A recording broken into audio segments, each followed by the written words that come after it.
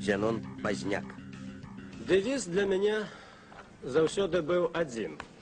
Для мяне інтарэсы майго народа і маёй бацькаўшчыны вышэйшыя маіх асабістых інтарэсаў. І калі я гэтыя інтарэсы ажыццяўляю, асноўным крытэрыем для мяне з'яўляецца праўда. Я прынцыпова не займаюся папулізмам.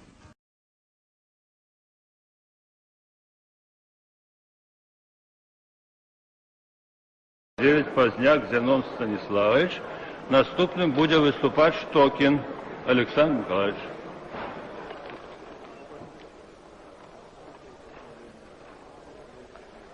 Спадары дэпутаты, учора ў Розным выступаў дэпутат Герасименко аб крымінальна-палітычнай экспансіі грамадзянаў іншых краін на Беларусь.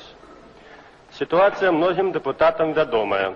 Нашу краіну не толькі рабуюць, але ператвараюць у крымінальную яму, адстойнік для адкідаў расійскага, каўказскага, азіяцкага грамадства. А інакш быць і не можа. Дзяржавы без межаў не існуе. Нармального чалавека толькі павінна б здзіўляць, чаму гэтай гангрэне, гэтаму занечышчэнню краіны спрыяюць улады гэтай краіны. 18 снежня ў Менск бесперашкодна прыехалі з Расіі рускія фашысты.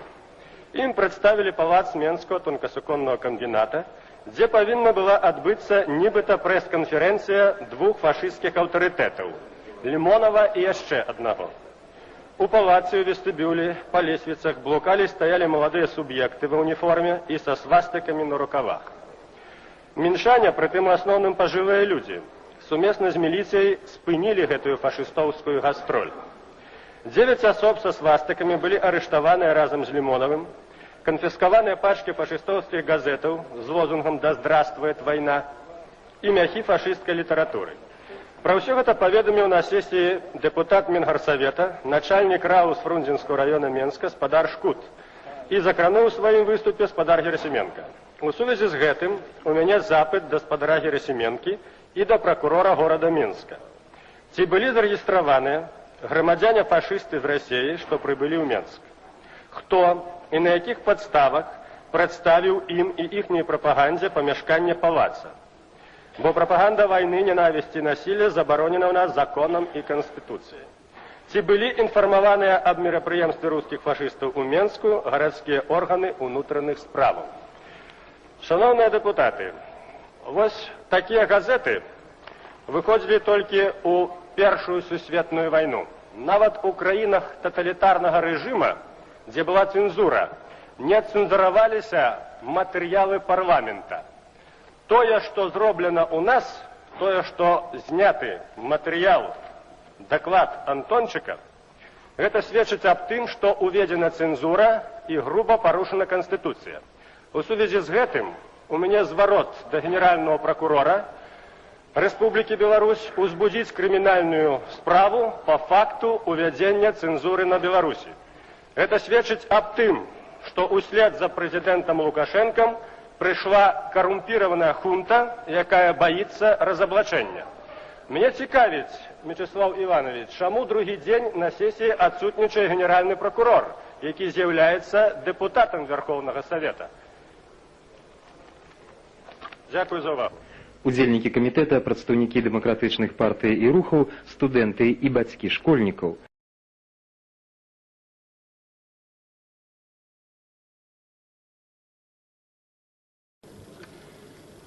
Паважаныя дэпутаты, сёння мы прыступілі да справы, якую можна было назваць першым крокам па выкрыццю радыяцыйнага злачынства, учыненага над беларускім народам.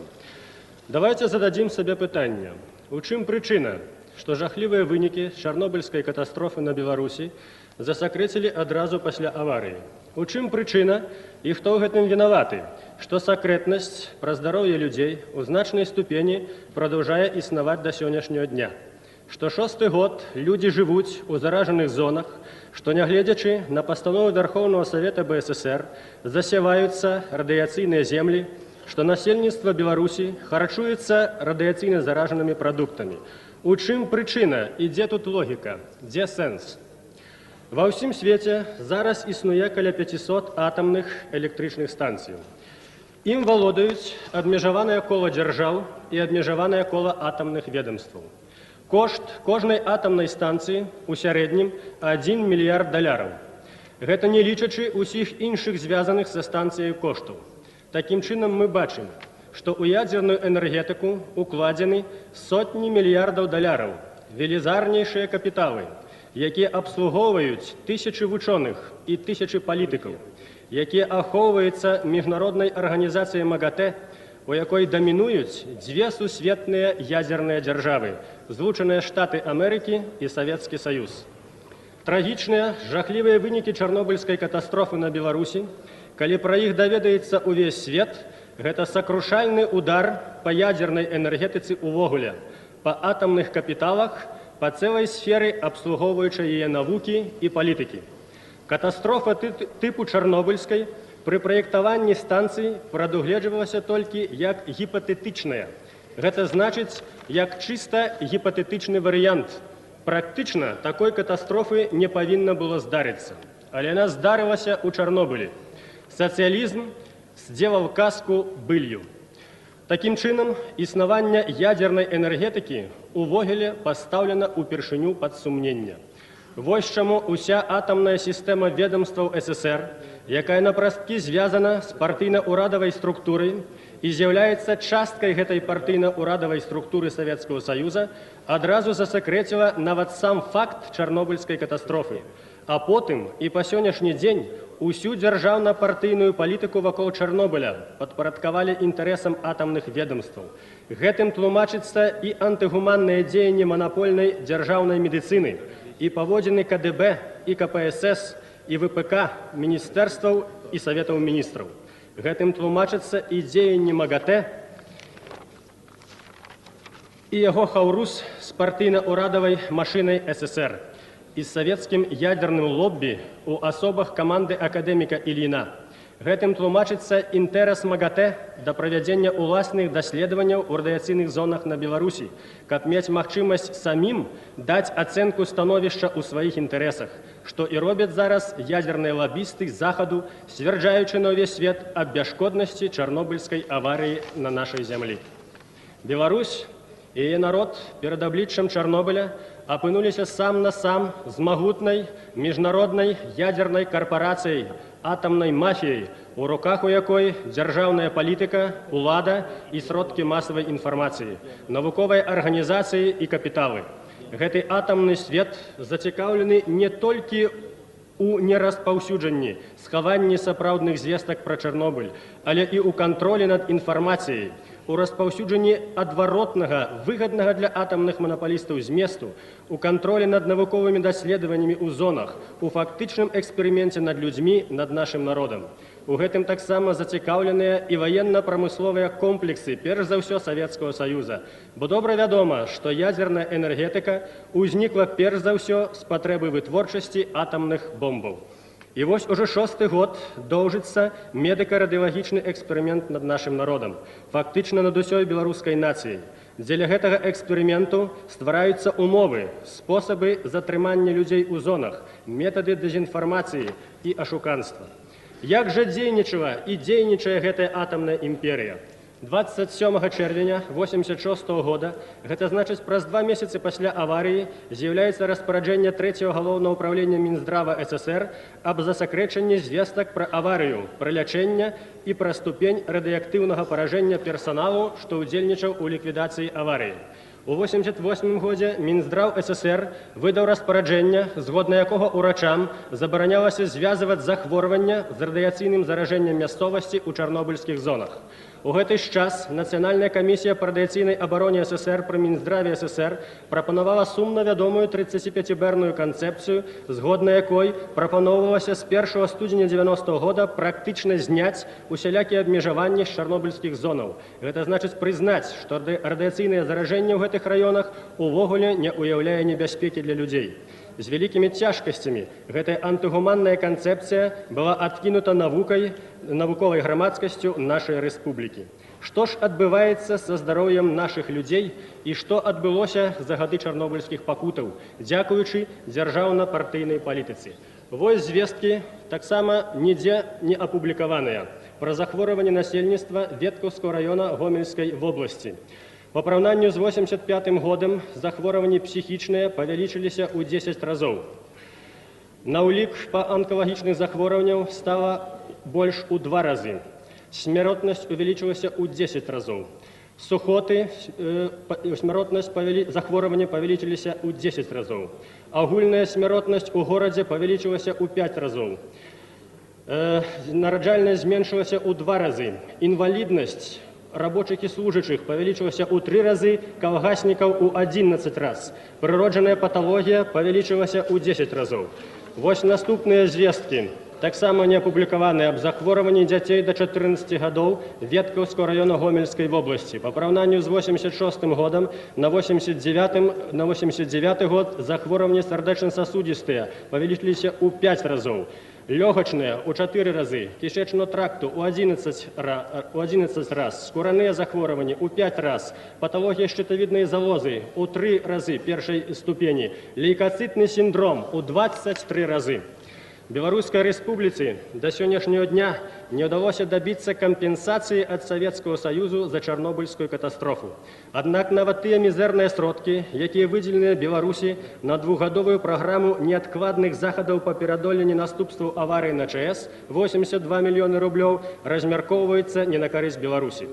11 мільёнаў, напрыклад, выдадзена Дзяржгідрамету СССР, таму самаму Дзяржгідрамету на чале з Ізраілем, які шмат зрабіў, каб схаваць ад усіх рэальную небяспеку радыяцыйнага заражэння ў нашай рэспубліцы.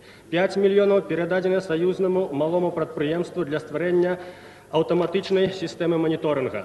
3,5 мільёны Дзяржкамітэт БССР па праблемах чарнобыльскай катастрофы перадаў на навуковае даследаванне акадэміку Ільіну, стваральніку 35-бэрнай канцэпцыі. У той жа час на развіццё навуковых даследаванняў беларускімі вучонымі не выдзелена фактычна нічога. У 90-м годзе акадэмік Ільін надрукаваў за мяжой лабісцкія вынікі сваіх даследаванняў, згодна якіх на працягу 70 гадоў у радыяцыйна заражаных зонах Беларусі будзе толькі некалькі дзесяткаў дадатковых выпадкаў захворвання на рак са смяртэльным вынікам. Гэтыя дадзеныя акадэміка Ільіна перадрукаваў штогоднік МАГАТЭ. Яны былі даведзены да ўсіх урадаў краін-членаў МАГАТЭ. І гэта ў той час, калі Беларусь праз Арганізацыю Аб'яднаных Нацыяў звяртаецца да ўсяго свету за дапамогай ад чарнобыльскай бяды.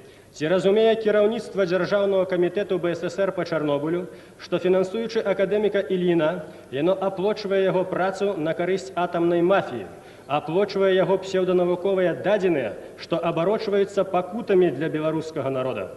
Дзейнасць Іліна яго каманды зачыняе рэальную дапамогу заходніх краінаў для пацярпелага насельніцтва Беларусі. У канцы мая гэтага года на міжнароднай канферэнцыі ў Вене, дзе падводзіліся вынікі дзейнасці экспертаў МАГАТЭ ў чарнобыльскай зоне, быў зроблены вывад, што рост захворванняў тут не звязаны непасрэдна з уздзеяннем радыяцыі. Гэтая выснова спыніць дапамогу нашай Чарнобыльскай рэспубліцы ад другіх краінаў свету. Дзяржкамітэт БССР па Чарнобылю, маючы ўсе магчымасці, усе перавагі, нічога не зрабіў, каб запабегчы такому выніку канферэнцыі. Фактычна ўся міжнародная чарнобыльская палітыка, якую спрабуе распачаць нашае Міністэрства замежных спраў, пайшла на смарку. Гэта сур'ёзнае палітычнае паражэнне Беларусі на міжнародным узроўні. Вынікі яго будуць вельмі кепскімі. Мы застанёмся без дапамогі, не маючы цяпер нават элементарных лякарстваў ад прастуды. На маю думку, адказнасць за такое становішча ляжыць перш за ўсё на старшыні Дзяржкамітэта БССР па Чарнобылі спадары Кеніку і яго намесніку спадары Буряку, які, як вядома, з'яўляецца адным з самых актыўных прыхільнікаў акадэміка Ільіна на Беларусі. Я мяркую, паважаныя дэпутаты, што трэба заслухаць на гэтай сесіі справаздачы спадароў Кеніка і Буряка, міністра аховы здароўя БССР спадара Казакова, аб іх дзейнасці і паставіць пытанне аб вызваленні іх ад займаемых пасадаў. Часта з боку номенклатуры, прашу 30 секунд, я закончу. Часта з боку номенклатуры можна пачуць фальшывыя сентэнцыі, што вось, маўляў, З Чарнобыля, з гора народнага, хтосьці хоча зрабіць палітыку. Чарнобыль, шаноўныя спадары, волею лёсу з'яўляецца вялікай, жорсткай і нават міжнароднай палітыкай. І вы, шаноўныя кіруючыя партыйныя работнікі, ёй паслядоўна займаецеся, перш за ўсё у сваіх інтарэсах, а не ў інтарэсах народа, які пакутае за вас, за вашай дзейнасці, за якую рана ці позна прыйдзецца адказаць спаўна. У 1988 годзе, калі Беларускі народны фронт толькі пачынаў тараніць тую подвую сцяну сакрэтнасці, якую пабудавалі вакол чарнобыльскай бяды на Беларусі, мы добра усведамлялі, што замагутная, злобная, цёмная сіла стаіць за гэтай сцяной, і тым не менш сцяна абвалілася. І я ўпэўнены, прыйдзе час, гэтак жа, як і тая сцяна, абваліцца і ўся гэтая подвая антынародная палітыка, і кожны атрымае сваё. Дзякую за ўвагу.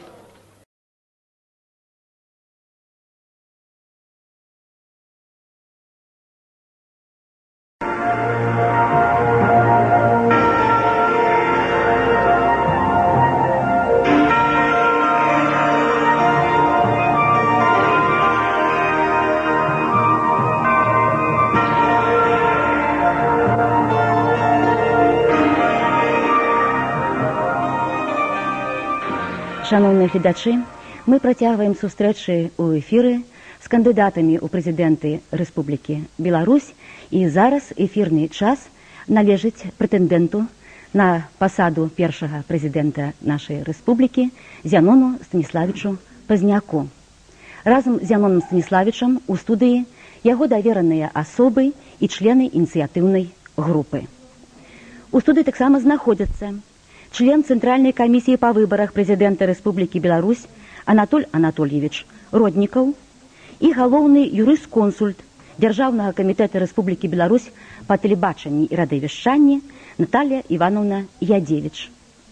Працуюць тэлефоны прамой сувязі, а таму званіце, задавайце вашы пытанні. Я толькі хачу нагадаць, што пастанова Савета міністраў Рэспублікі Беларусь і Цэнтральнай камісіі па выбарах прэзідэнта Рэспублікі Беларусь не дазваляе, каб у эфіры гучала знявага і ілжывыя звесткі. Гэта пастанова ад 26 красавіка за нумарам 279. Ну, а зараз слово прысутным.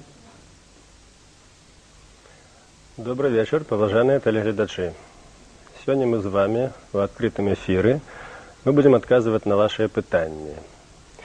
Сегодня так само я познакомлю вас с моими поплечниками. На великий жаль, студия, якую нам представили, такая маленькая, что сюда пришла только частка экономичной группы. 15 человек, хотя вся команда 50 человек. Дозвольте представить.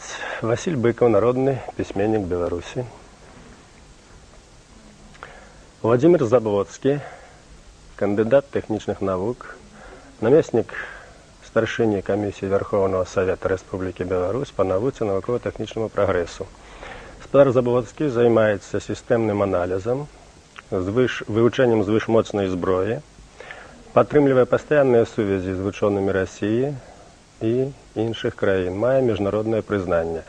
Павінен сказаць, што гэта адзіны эканаміст з Беларусі, які быў запрошаны Клінтонам на інаўгурацыю. Валентин Голубев, кандидат гістарычных навук, секретарь комиссии Верховного Совета по международных справах. Анатоль Станкевич, кандидат экономичных наук, дипломант международного конкурса по проблемах конвертуемости рубля, Звучные Штаты, 90-й год. Владимир Тарасов, доктор экономичных наук, наместник директора Института экономики Академии наук. Радим Горецкий, академик Академии наук Беларуси и России, лауреат державных премий СССР. Юрий Беленький, экономист, народный депутат Беларуси. Иван Никитченко, доктор сельскохозяйственных наук, член-корреспондент Академии Беларуси, лауреат державной премии СССР, старшиня Белорусской селянской партии и вице-президент Центра стратегических исследований. Александр Соснов, кандидат экономичных наук, член Президиума Верховного Совета Беларуси. Станислав Гусак, инженер-энергетик, намеснік старшыні Аб'яднанай дэмакратычнай партыі Беларусі. Віталій Масквіч, доктар геолага-метеаралагічных навук, член-карэспандэнт Міжнароднай інжынернай акадэміі. Вінцюк Пячорка, сакратар управы Сойму Народного фронта. Сергей Антончык, народны дэпутат Беларусі, арганізатар Свабоднага прафсаюза. Пятро Герасімович, дырэктар навукова-вытворчага кааператыўнага аб'яднання «Вектар». Шановні телеглядачі, я попросив майго калегу Вінцука Вячорку, каб ён вёў бы наше з вами спатканне і, калі ласка, Вінцук, прашу, пачынай. Добрый вечер, шановное господарство. Натуральна, што зараз мы дачакаемся мноства пытанняў, якія паступяць да нас праз тэлефон. Тым не менш, мы ўжо маем цэлы стос пытанняў, якія паступілі раней. І я хацеў бы звярнуць вашу ўвагу на тое, што сёння мы перадусім павядзем размову пра тое, якімі нам, камандзе Зенона Пазняка, бачацца будучыя шляхі нашай дзяржавы. Я падкрэсліваю гэта спецыяльна ў сувязі з тым, што тыя пытанні, можа быць, асабістага характара, звернутыя да кандыдата ў прэзідэнты Зенона Пазняка, якія, пэўна, і сёння прагучаць, хай сабе гучаць, але адказы на іх мы запрашаем пачуць заўтра, о 7 гадзіне, калі таксама адбудзецца жывы эфір з удзелам кандыдата ў прэзідэнты Зенона Пазняка. Ну што ж, пачнем з пытанняў. Галіна Нечапаровіч, Менск. Калі чытаеш урадавую прэсу, ствараецца ўражанне, што Народны фронт нейкая падпольная арганізацыя. Але мы бачым, што ў вашу каманду ўваходзяць аўтарытэтныя людзі, выдатныя навукоўцы. Як вам удалося падабраць такую каманду? Команда не подбиралася специально под президентскую кампанию. Эта команда утваралася на протягу 6 год. Як толькі утварыўся Народны фронт, стваралася гэтая команда. Таму не выпадкова, што і прагнозы Народнага фронта, і распрацоўкі эканамічныя, і іншых галінах, яны былі на дастаткова моцным узроўні, таму што тут працуюць прафесіяналы і спецыялісты сусветнага ўзроўню. Так што гэта каманда вынік дзейнасці Беларускага народнага фронта, які паставіў задачу ратаваць наш народ ад Чарнобыля, ад геноцида, ад коррупції, абараняць і дапамагаць нашаму народу.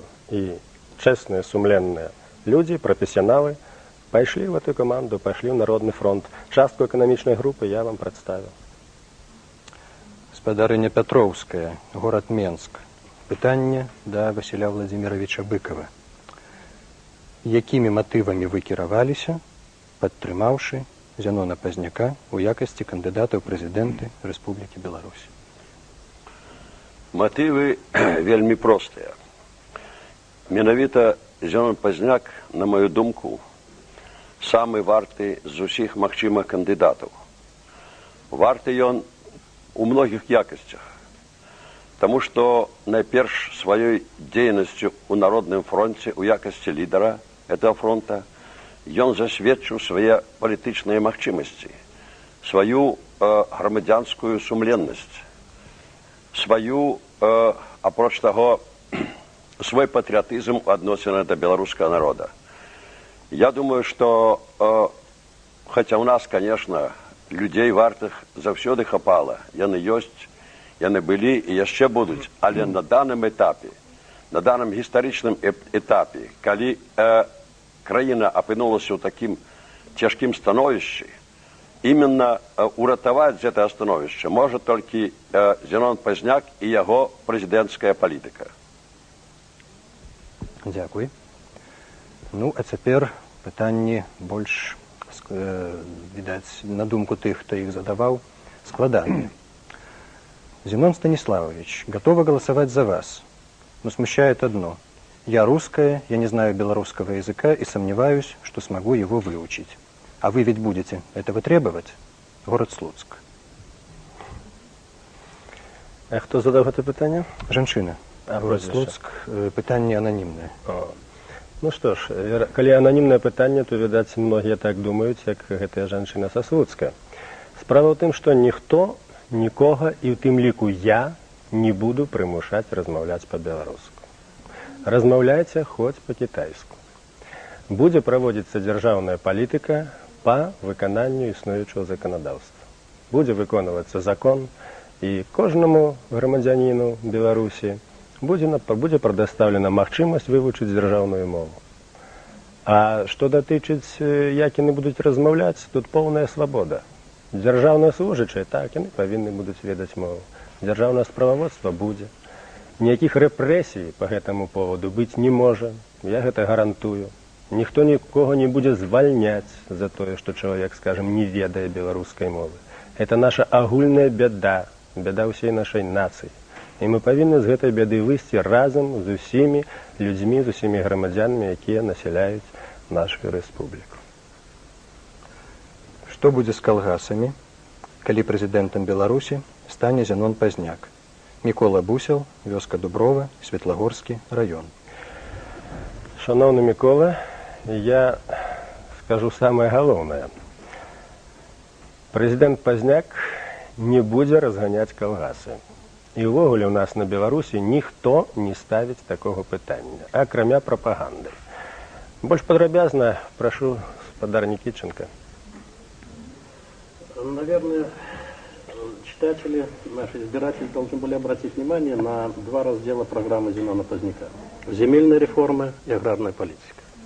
Я не буду излагать эти оба раздела, но хочу сказать, что президент Пазняк гарантирует нам возрождение производителя на селе. То есть каждый производитель получит свободу выбора, что ему производить. Каждый получит свободу определения цены на собственную продукцию. Никто вмешиваться в этот процесс не будет, кроме рынка. И, наконец, каждый решит, куда ему продать свою продукцию и за какие деньги.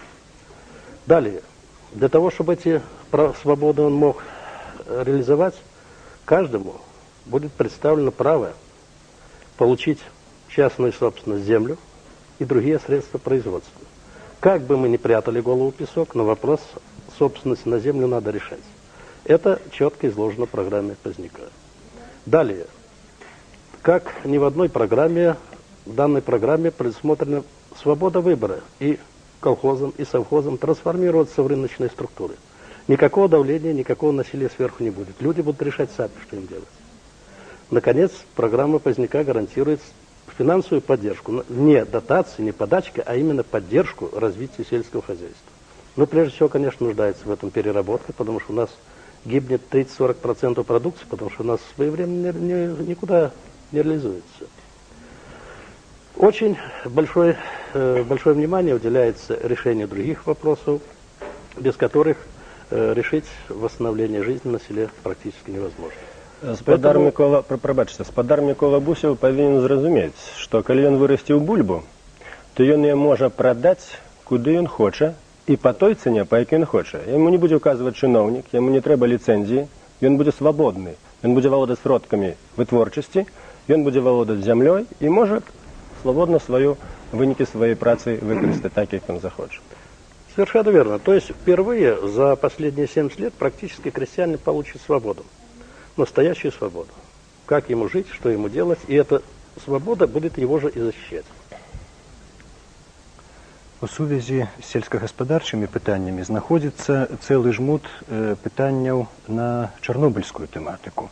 Тут і пытанні, звязаныя з перасяленнем і з выкарыстаннем земляў, заражаных радыёнуклідамі, і праблема выкарыстання сродкаў, вылучаных дзяржавай на ліквідацыю наступстваў чарнобыльскай аварыі. Пытанні адусюль, і з Лельчыцаў, і з Гомеля, і з Магілёўскай вобласці. Дзякуй усім спадарам, якія задалі гэтыя пытанні. І мне здаецца, нам сапраўды варта акрэсліць наш падыход да чарнобыльскай праблематыкі. Сапраўды, гэта адно з самых важнейшых пытанняў для нашай нацыі. В залежнасці ад таго, як мы яго вырашым, наша будучыня.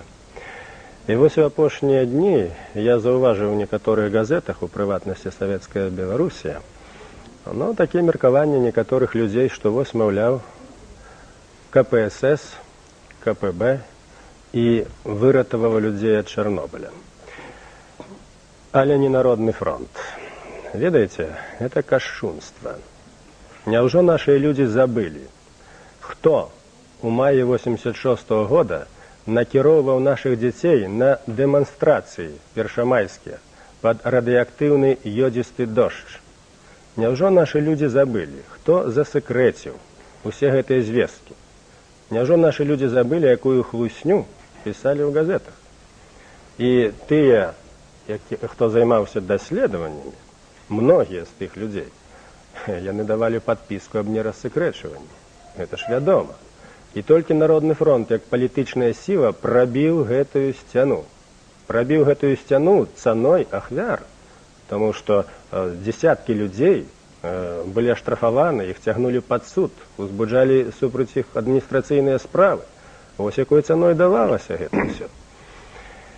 Я павінен сказаць, што тыя людзі, якія так кажуць, відаць, зразумелі, што на прэзідэнта ідзе чалавек, які сарваў таямніцу аб Чарнобылі. Ідзе чалавек, за якім стаіць Народны фронт, які змагаўся за праўду аб Чарнобылі і які ставіў пытанне аб пакаранні тых людзей, якія выкарыстоўваюць чарнобыльскія грошы для пабудовы катэджаў, якія скрывалі праўду і сталі прычынай смерці многіх людзей, у тым ліку дзяцей. Вось тут я прадстаўляў слова шаноўнаму спадару Нікітченка. Мы не толькі займаліся палітычнымі акцыямі чарнобыльскімі, але і канкрэтнай работай. Спадар Нікітченка ў першыя дні у 86-м годзе асабіста з групай навукоўцаў узяў пробы з амаль 2 мільёнаў гектараў грунта ў чарнобыльскай зоне. 6 чалавек з яго каманды ўжо памерлі. І дзякуй Богу, што спадар Нікітченка жыў, і гэта каласальная праца, зроблена ім, ідзе на карысць нам. Ён ахвяраваўся жыццём дзеля будучых пакаленняў. І я пра гэта гавару ўпершыню. Я недавно сам даведаўся гэта ад спадара Нікітченкі, падрабязнасці, якія расказваць тут не буду. Это можна ў спецыяльным артыкуле сказаць. І яшчэ я хачу нагадаць тым людзям, якія зараз пачынаюць спекуляваць на чарнобыльскай тэме. Я прашу камеру паглядзець на гэты здымак. Прашу прыблізіць камеру. Гэта дзяўчынка, якая ўжо не жыве. Іх памерла сотні. Гэта нарабіў Чарнобыль. Калі гэтыя здымкі павёз у Злучаныя Штаты ў 91-м годзе і паказаў Вашингтон Пост, корэспандэнты плакалі. Але яны сказалі, што мы не можам надрукаваць гэтыя здымкі, таму што мы шануем нервы сваіх чытачоў. Вось яна распятая Беларусь на Чарнобылі, у гэтай дзяўчынцы. Углядзіцеся яе вочы, яна ўжо не жыве. Так вот, ратаваў гэтых дзяцей Народны фронт. Я б папрасіў бы тых шаноўных спадароў, якія зараз пачынаюць пісаць, не займацца гэтым, таму што гэта забыта не будзе. Карупцыя на чарнобыльскай бядзе будзе спынена, будзе кантроль над размеркаваннем чарнобыльскіх грошай. Людзі атрымаюць чыстыя прадукты, вітаміны, дзіцячае харчаванне, а не то, што цяпер адрабляюцца ад людзей грабавымі. Акрамя таго, людзі, якія жывуць у забруджанай зоне і якія не падлягаюць адсяленню, ім будуць выдзелены чыстыя пашы, і гэта будзе пракантраліравана. Будзе спынена гэтая камерцыйная дзейнасць на чарнобыльскай бядзе, калі пад відам вывазу дзяцей за мяжу займаюцца камерцыяй. У нас дастаткова фактаў, і гэта ўсё ўлічана ў чарнобыльскай праграме. Так што папрасіў бы аўтараў запознена не выступаць з такімі артыкуламі, як у Савецкай Беларусі. Скрипченко, город Менск. Целая команда экономистов, ученых. Почему ваша экономика не прошла раньше, а теперь вы решили ее поднять? Ну, видать, мається на увазі экономичная концепция. Маецца на ўвазе тое, што нашыя праграмы не прайшлі ў Верховным Савеце. Ну, гэтаму Верховному Савету не трэба ніякія праграмы нашыя. Нашыя праграмы вядуць да рэфармавання эканомікі, да спынення карупцыі, да спынення інфляцыі. А калі будзе спынена інфляцыя, мафіі будзе вельмі цяжка красці. Я об этом уже казаў у сваім выступленні, хочу пацвердзіць, што гэта так. І потым, шаноўныя тэлегледачы, вы ж бачыце, што гэты Верховны Савет не прымае нічога. Нават калі мы, дэпутаты апазіцыі Народнага фронта, прапанавалі папраўку пенсійнае заканадаўства, каб тым пенсіянерам, якія атрымліваюць невялікую пенсію, індексаваць больш, каб індексацыя была большая для тых пенсіянераў, якія маюць меншую пенсію, а для тых, якія вялікую пенсію атрымліваюць, каб была індексацыя меншая. Ну і што вы думаеце, хто заваліў гэтую папраўку? Ветэраны Верховного Савета.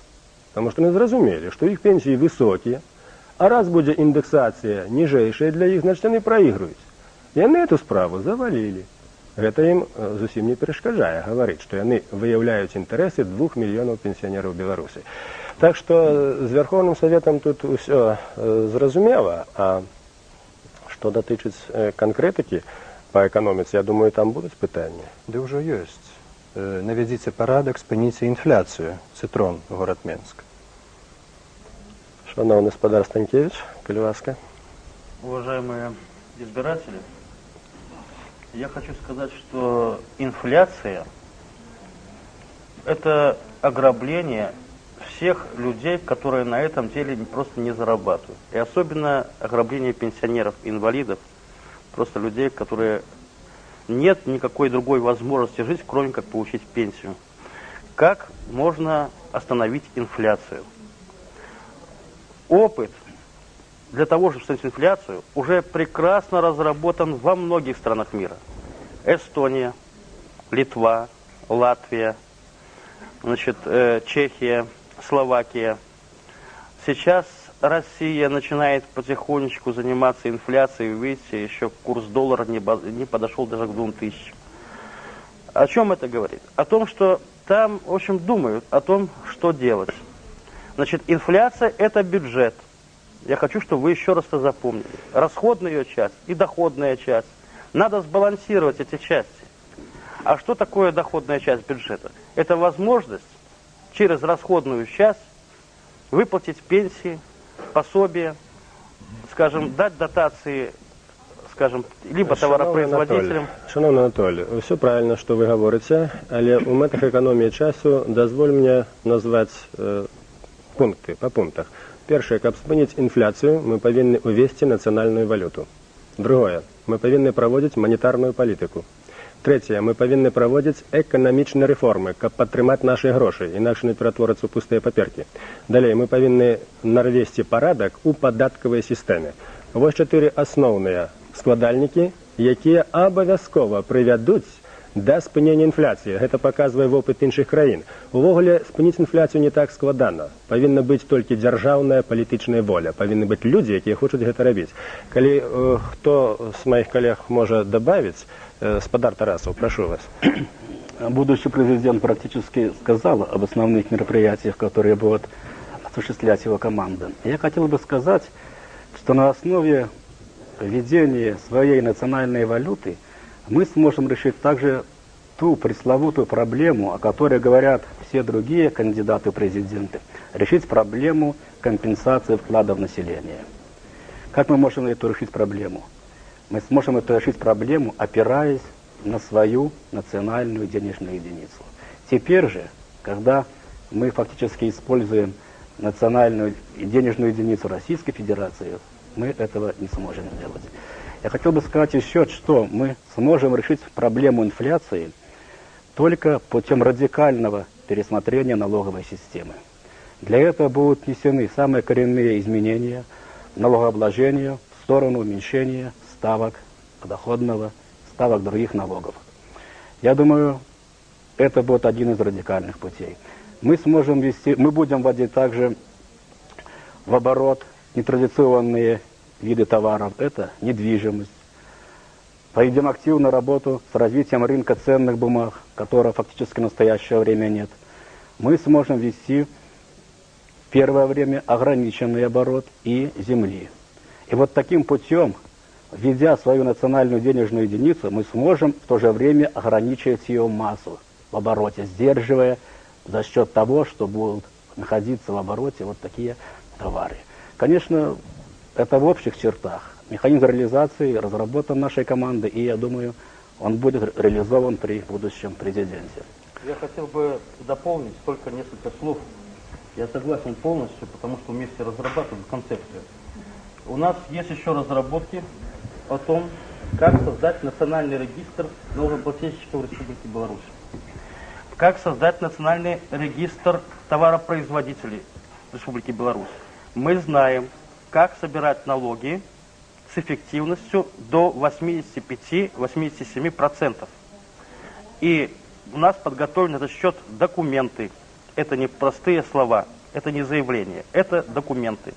Я могу сказать сейчас совершенно отчетливо, что покупатели, приходя в магазин, либо в киоск, им будут проданы товары только через кассовый аппарат. Через каждый месяц они будут носить чеки в налоговую полицию, и там им будет выплачиваться до 20% стоимости приобретенных им покупок.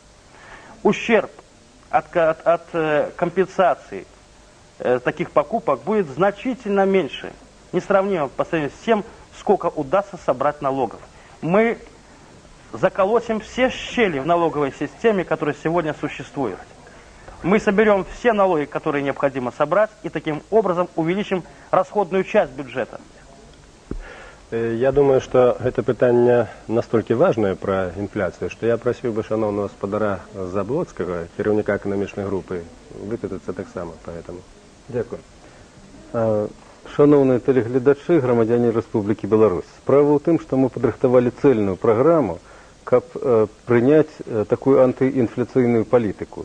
І тому тут то, що мої колеги вже сказали, ще я б хотів додати то, що буде проводиться нова бюджетна політика, яка буде побудована на тим, що перш за все буде відмовлено у дотаціях витворцям.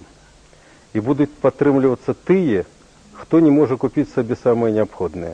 Таким чином буде підтримуватися покупницька здольність населення, самого такого, того, хто не може себе забезпечити.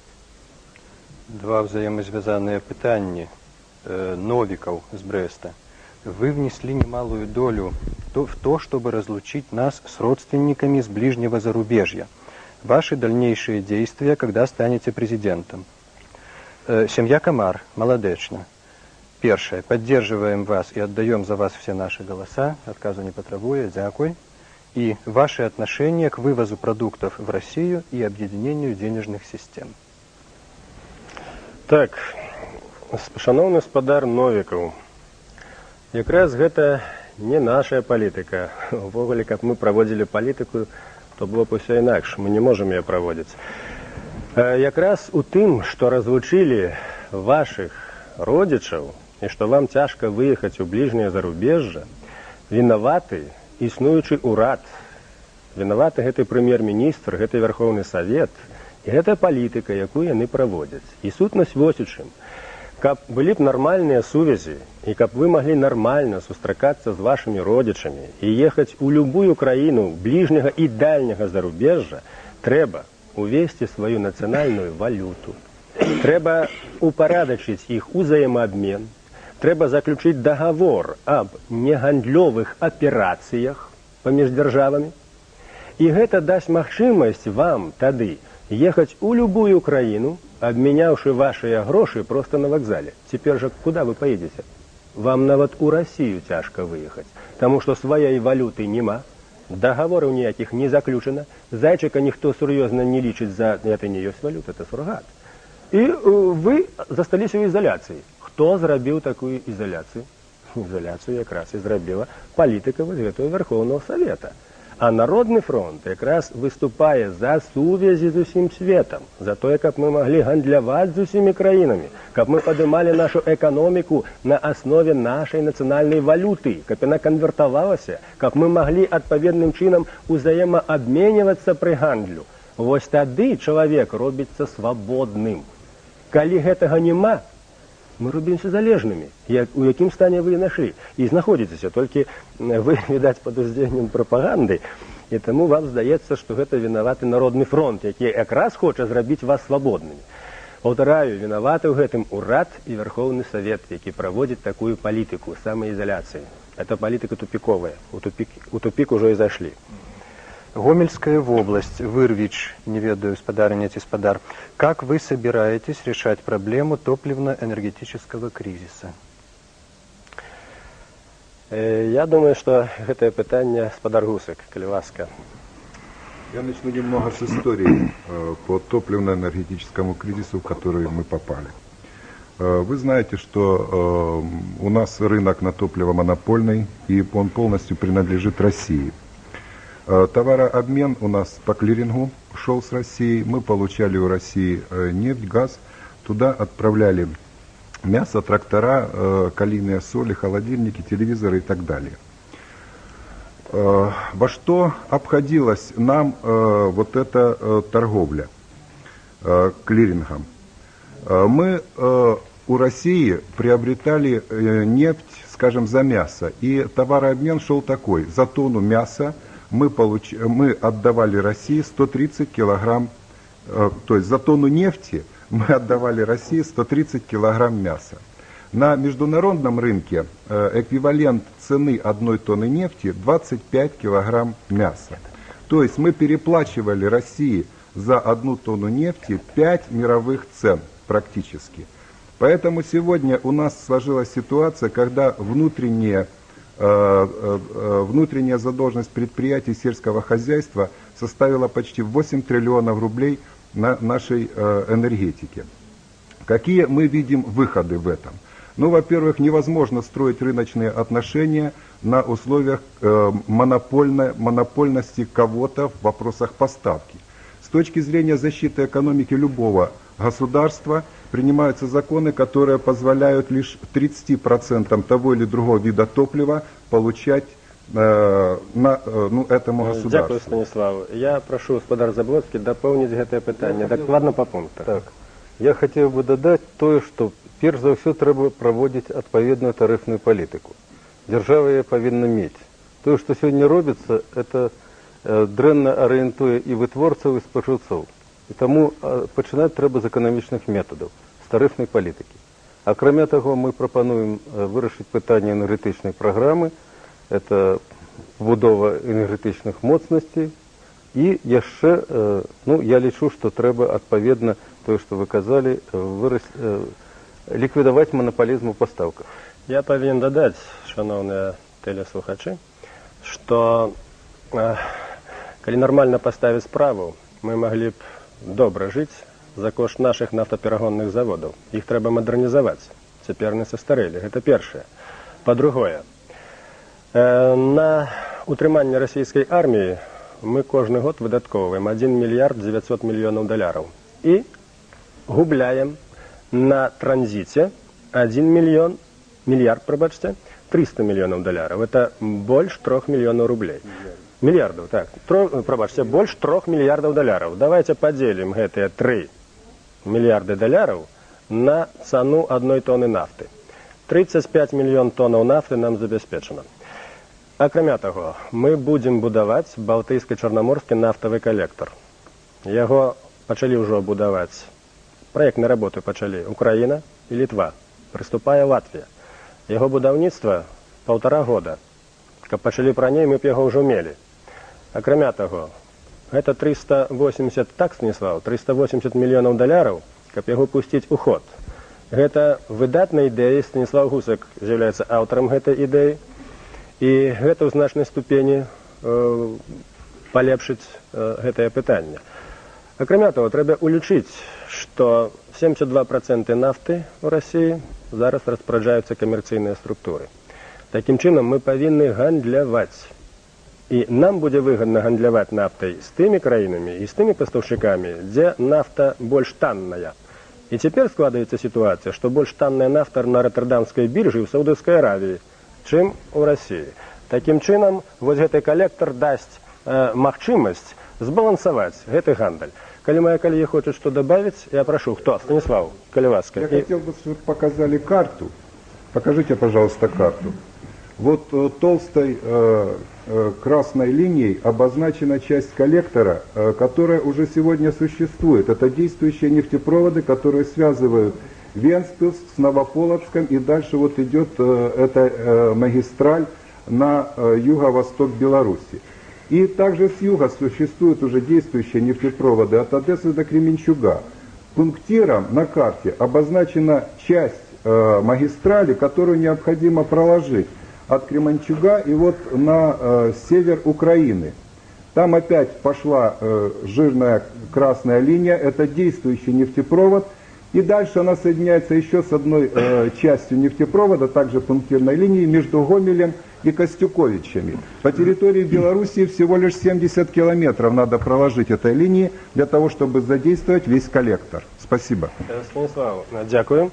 Я прошу выказаться по этому поводу специалиста по нафте и золоту, коллегу Москвича, Колеваска.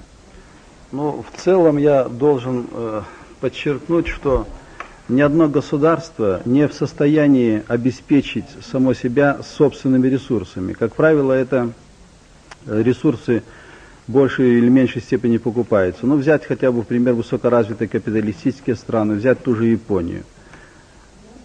Почти 100% ресурсов сырья завозятся с других стран. И поэтому вот Беларуси не надо бояться импорта нефти, импорта энергоносителей, импорта других, так сказать, необходимых для промышленности сырья. Здесь я должен подчеркнуть, что Беларусь сама располагает двумя относительно крупными месторождениями железа.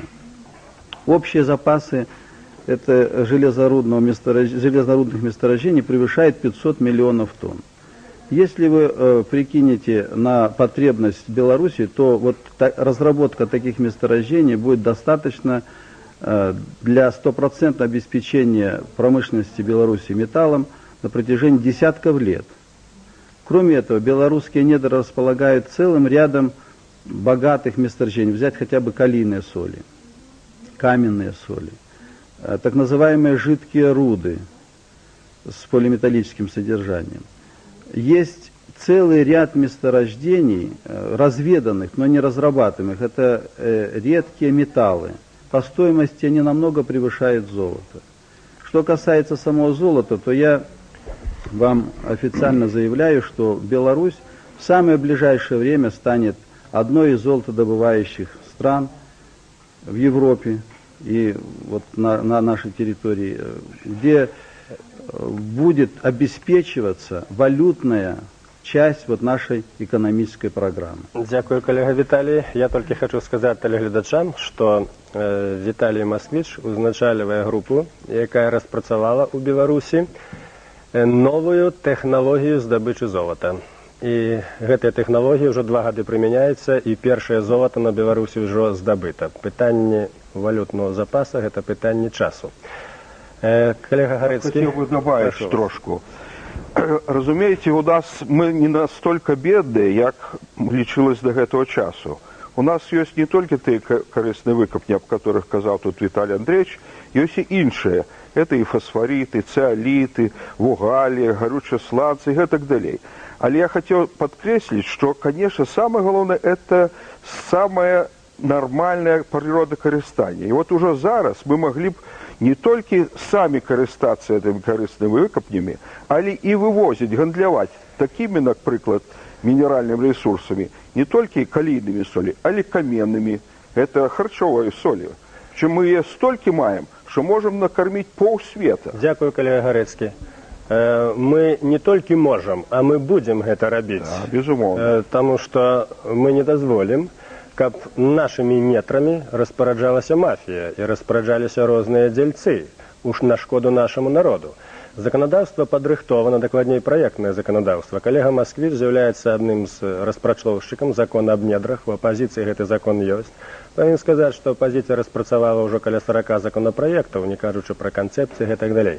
Нам засталося мала часу. Шановны Вінцук, калі ёсць яшчэ пытанні, калі ласка. Мноства вельмі цікавых пытанняў пра міліцыю і армію, пра спорт і адукацыю. Але мне здаецца, што варта, відаць, было б завяршыць нашу размову адным вельмі важным пытаннем. Спадар Антипчык, Магілёў, дзе гарантыі таго, што ваша каманда і вы, пасля таго, як станеце прэзідэнтам, здзейсніце тое, аб чым цяпер гаворыць? Я павінен сказаць вельмі коротка, таму што мала часу. Але пытанне гэта сапраўды, дзякую, спадар Антипчык, яно нам выгадна. І добра, што вы яго задалі, таму што толькі Народны фронт такімі гарантыямі валодае.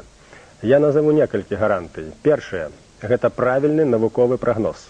Успомніце, усё, што гаварыў Народны фронт 3-4 гады назад аб тым, да чаго прывядзе палітыка гэтага Саўміна і гэтага Вярхоўнага Савета. Гэта і карупцыя, гэта і інфляцыя, гэта разбалансаванне цэн, гэта спыненне вытворчасці.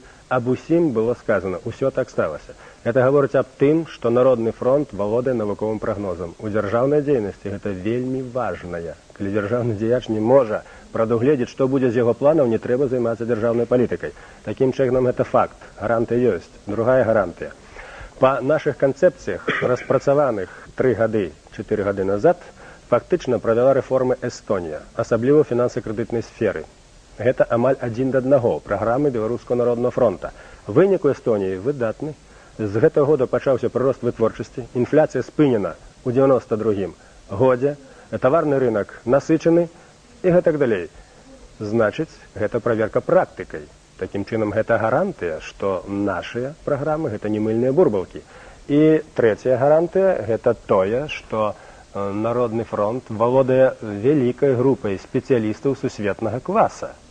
І што самае важнае, гэтыя спецыялісты ніколі не працавалі ў гэтай карумпіраванай сістэме.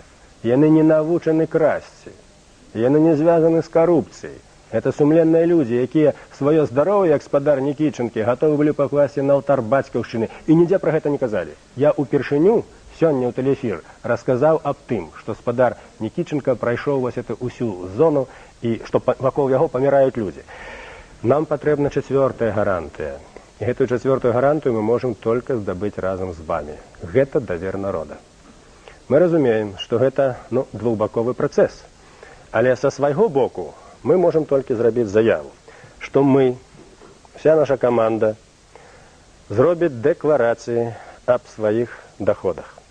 Акрамя таго, я гарантую, што як толькі будзе заўважана ў сферы дзяржаўнай дзейнасці, у сферы апарата, сувязь з карупцыяй, гэтыя людзі будуць адразу уволены, і справа будзе перададзена ў суд. Закон будзе выконвацца. З карупцыяй будуць ісці самыя жорсткія меры.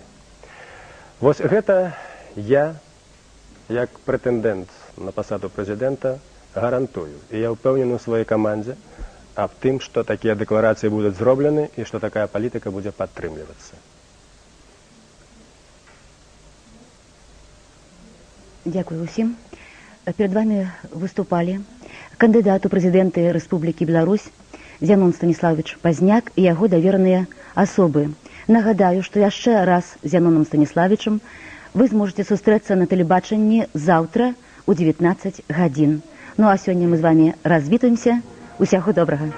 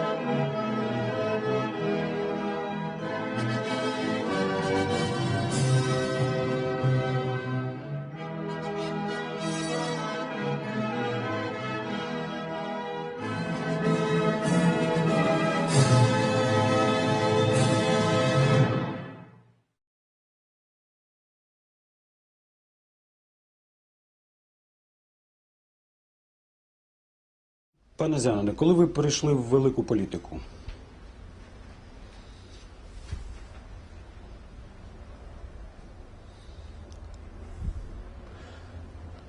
Тут треба некие критерии иметь великой политики, потому что политикой я займаўся ўсё жыццё, але, відаць, найбольш паслядоўна гэта з 88 года, калі быў утвораны Беларускі народны фронт.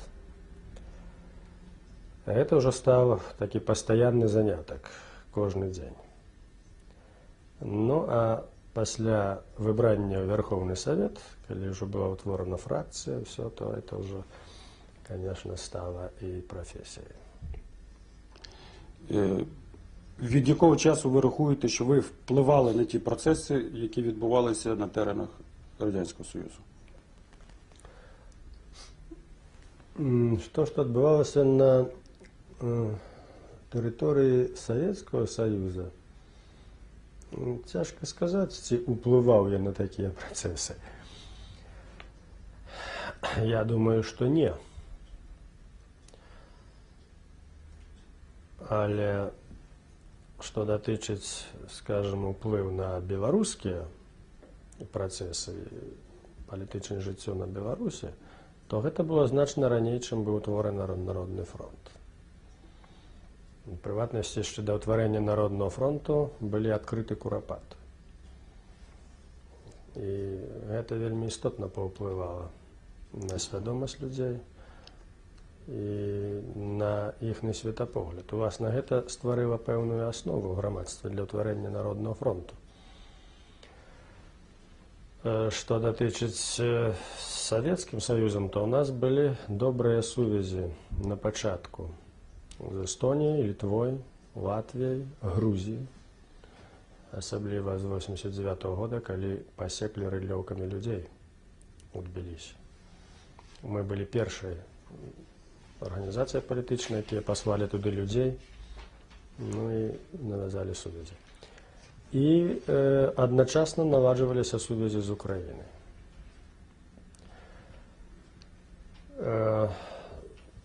Памятаю, што на пачатку, гэта дзесьці быў ужо 89 год,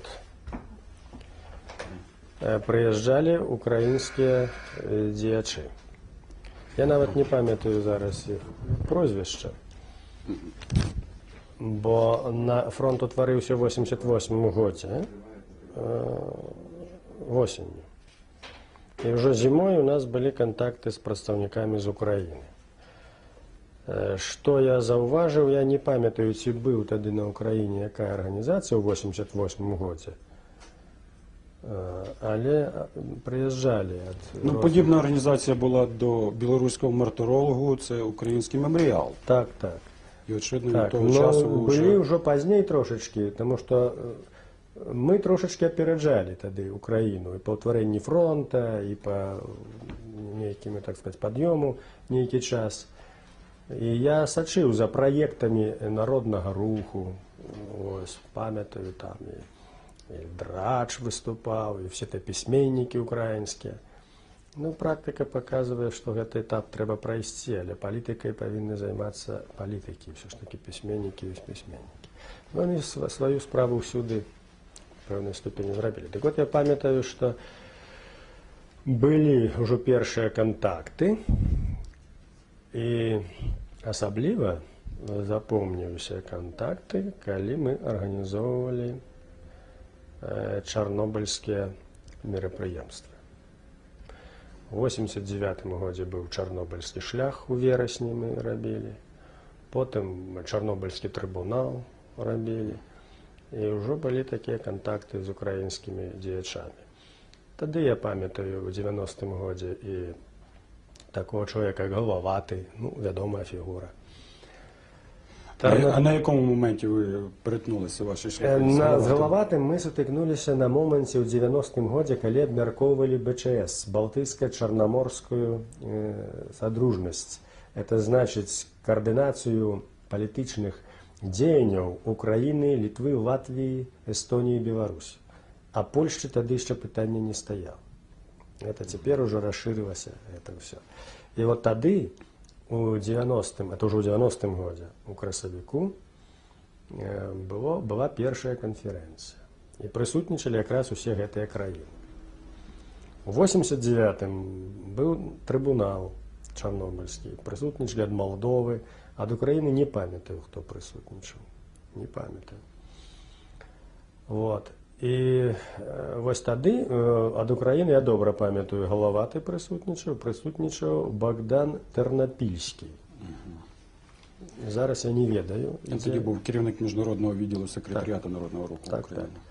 Так, от тады абмяркоўвалі пытанне аб магчымасці каардынацыі палітычнай. І потым, трошачкі пазней, ужо у тым жа 90-м годзе, але восенню, была другая канферэнцыя, таксама ў Мінску. Тады ад Украіны быў Левка Лук'яненка, вот, была Оксана... Лариса Скорик. Лариса Скорик. І от забыў яшчэ быў прадстаўнік. Забыў. Очевидно, Михайло Горень. Не Михайло Горень. На П. Паровський. Микола Паровський. Микола Паровський. Це заступник був Михайла Гореня. Так, був Микола Паровський. Гореня не було. Вот. І вже так контакти сталявалися. На першому етапі, десь от 88 год, початок 89-го, я заўважаў, што людзі, якія прыязджалі з Украіны, я нават не ведаю іх прозвішчаў, но цяжка было з імі гаварыць, таму што яны былі вельмі прывязаны да перабудовы, да перестройкі, да каардынацыі з Масквой. І яны яшчэ не гаварылі пра незалежнасць. Мы ўжо гаварылі пра незалежнасць, а яны яшчэ, вот, калі аб Чарнобылі гаварыць, так што гэта разам з Масквой рабіць, што гэта чарнобыльскі шлях разам з маскоўскімі дысідэнтамі, все такое. Яны вот яшчэ не адчувалі таго, што шляхі ўжо разышліся. А потым прыйшло другое пакаленне украінцаў, вот рух, і гэтых людзей ўжо не памятаю. Я нават не памятаю, яны неяк зышлі. І ўжо другое пакаленне, яно ўжо гаварыла другой мовай, другая хваля. І потым, калі вот так глядзець, дзесьці пасля таго, як у нас, это дзесьці вот 92-й год, 93-й, калі у нас пачаў развівацца гэты рэжым Кебіча, потым Лукашэнкі, Украіна пайшла наперад. Это ўжо мы адчулі. Где-то пачатак, задаткі нейкія былі у нас арганізацыйныя і ўсё, і мы так думалі, чаму так павольна український рух організовується. Чи ви могли б сказати, хто з українських самостійників вперше вам сказав, що Україна мусить бути незалежною і це її шлях? Ну, гэтае пытанне ўжо ў 90-м годзе гаварылі ўсе. Той же Тэрнапільскі, і Галаваты, натуральна, і Лук'яненка. Это уже не было пытання, это уже ясно, что об этом говорили. Вот. Іншая справа, что якімі шляхами, як это яшчэ, так сказать, узнікалі розныя праблемы, розныя прапазіцыі. Ну, а потым по 91-м годзе там уже ситуация была зразумела. Вот. Хотя наша позиция Народного фронта адразу пасля 91-м годзе была такая, як у Літвы, Латвіі, Эстонії. Ніяких СНД, ніяких з Росією пагадненняў. Я был на апошнім з'ездзе Советского Союза, этого Верховного Совета. Это у вересні 91-го года. И памятаю, что был Кравчук. Кравчук давал пресс-конференцию. Кравчук занял явно такую позицию незалежніцкую. І вакол Кравчука, от і зноў зараз не прыпомню прозвішча, тому што гэтыя людзі неяк, зараз я не бачу іх ва ўкраінскім руху.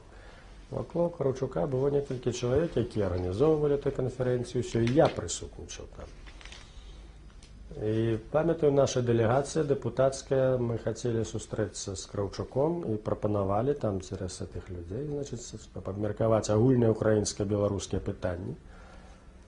І мяне вельмі здзівіла тады, што вот толькі Краўчук так прапанаваў такую незалежніцкую пазіцыю і ўсё, і ён не праявіў ахвоты спаткацца з дэпутатамі апазіцыі Верховнага Савета Беларусі, дэпутатамі ад фронта, ад Народнага фронта. І ён не так папробаваў, я потым выясніць, тыя украінскія сябры, якія былі вакол яго, так адводзілі вочы і нічога не малі. Ну, мне стала ясна, што Краўчук з нейкіх меркаванняў не хоча спатыкацца. Цяпер усё зразумела. Цяпер зразумела, што Краўчук гуляў у незалежную Украіну таксама, як і згуляла наша номенклатура. Ну, можа быць, лепей згуляў, конечно. Таму што ўсё ж такі адбыўся рэферэндум, і Краўчук свою роль адыграў. То можна сказати, що процеси незалежності Білорусі і України розвивалися паралельно і не перетиналися фактично до 91-го року, поки не трапилося ГКЧП в Москві. Як не дзіўна, што ну так і трэба было. Неяк сутыкаліся толькі на мітынгах, на нейкіх там канферэнцыях спатыкаліся, але нейкай такой работы сумеснай не вялося да практычна ні з кім. І гэтаму былі прычыны. Таму што яшчэ было неясна, як жа весці эту работу. Это яшчэ было неясна. Это я так аналізаваў, думаю, чаму так атрымлівалася. Натуральна, што потым ужо праз некалькі гадоў сітуацыя ўжо стала другой. Вот. А з 91-го года тут ужо вельмі блізкае становішча. Вельмі фактычна,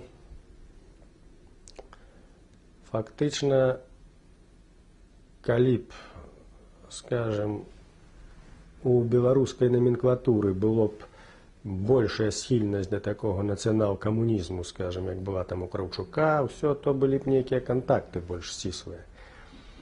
Але беларуская номенклатура, яна зыходзіла з беларускай компартыі, якая была антынародная, антынацыянальная. Это унікальная компартыя. Блізкая украінская была да гэтай сітуацыі. Але ўсё ж такі на Украіне была іншая сітуацыя, таму што існавала заходняя Украіна, якая не была пад Расіяй, не была пад бальшавікамі. У нас таксама існуе заходняя Беларусь, яна была пад бальшавікамі. Яна была толькі 20 гадоў. І таксама яна ж не была свабоднай. Там жа праводзілася таксама палітыка вельмі складаная з боку Польшчы. Таму калі б на Украіне не было б заходняй Украіны, не было б гэтай крыніцы ідэй і людзей, і кадраў, то, конечно, становішча было б значна цяжэйшае. Дык яно было значна лепшае, чым у нас, таму што ўсё ж такі разуменне нацыянальнага адзінства сярод украінскай номенклатуры, яно было большае па нашых ацэнках, па нашых беларускіх ацэнках. Пры ўсей роднасці номенклатуры. І таму у нас шлях апынуўся такі, што номенклатура беларуская у 91-м годзе пасля правалу путча ў Маскве настолькі перапалохалася Ельцына і адказнасці, што яна падняла рукі ўгару і здалася нам. Нас было 30 чалавек, іх было 340 чалавек. І яны прынялі ўсе нашы ўмовы ў парламенце і забаранілі самі сябе. Чаму? Таму што ім хацелася ўцячы ў суверэнітэт, каб пакінуць за сабой уладу. А да гэтага яны былі супраць суверэнітэту, Беларусі, гаварыць не слухалі, не хацелі нічога. І вось яны ўцяклі в гэты суверэнітэт. І ўладу пакінулі ў сябе. І то, што рабіў Народны фронт, там нейкі перыяд 91-92, то яно так і гэтыя заваёвы і засталіся.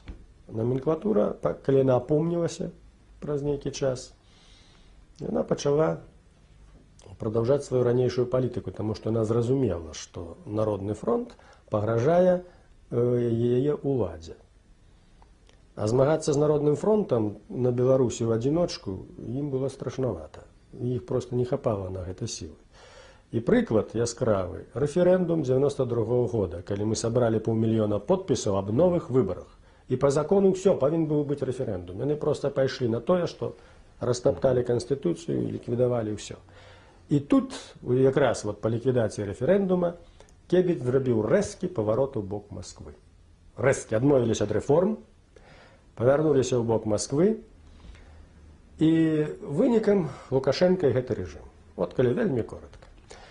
У той жа час, калі б, скажем, номенклатура беларуская была б хаця б на ўзроўню свядомасці Краўчука, хаця б на гэта. 91-го року. Так, яны павінны былі шукаць кантакты з Літвой і з Украінай. Яны павінны былі б шукаць, разумеючы, што трэба будзе рабіць нейкую адзіную палітыку, каб уцалець. Таму што ясна, што Расія будзе праводзіць палітыку дамініравання Расіі. І ў эканоміцы, і ў фінансавай сферы, што яны рабілі, Гайдар рабіўся. Вот тут на ўзроўні афіцыйным не адбылося, як ні дзіўна, кантакту ні паміж беларускай номенклатурай і украінскай номенклатурай. Вот. Яно тут абсолютно яны йшли... Ну, врешті-решт, як не відбулося такого контакту між Білоруським народним фронтом і Народним рухом України, якщо проводити, знову ж таки, паралелі про шлях Білорусі і ні з ким не відбулося. Чому не відбулося в 90-91 році? Ви були на другому з'їзді Народного руху України. Народний рух України прибрав тоді слово «за перебудову» і визначив два завдання – заборону Компартії, тобто відміну статті Конституції СССР, і курс на незалежність про вихід із СССР. Ну, все правильно. Тое, што зрабіў і Беларускі народны фронт. І на гэтым сувязі і заканчиваліся. Ездзілі адзін аднаго на з'езды, выступалі, выражалі падтрымку, і на гэтым усё. Ні рух не меў улады на Украіне, ні Беларускі народны фронт не меў улады на Украіне. Вот. Таму вот на ўзроўні такіх вот маральнай падтрымкі і салідарнасці, разумення, на гэтым узроўні і ішлі сувязі. Ні Беларускі народны фронт, ні Украінскі народны фронт ніхто не падтрымліваў за мяжы. Не было такой падтрымкі. Может быть, вы атрымалі падтрымку ад сваей эміграцыі. Скажем, у вас эміграцыя больш багатая і больш магутная. Вот. І таму ў гэтай сітуацыі то, што вот адбылося, яно інакш не было умоў, не было асноў, каб якія маглі быць супрацоўніцтвы іншыя. Якія?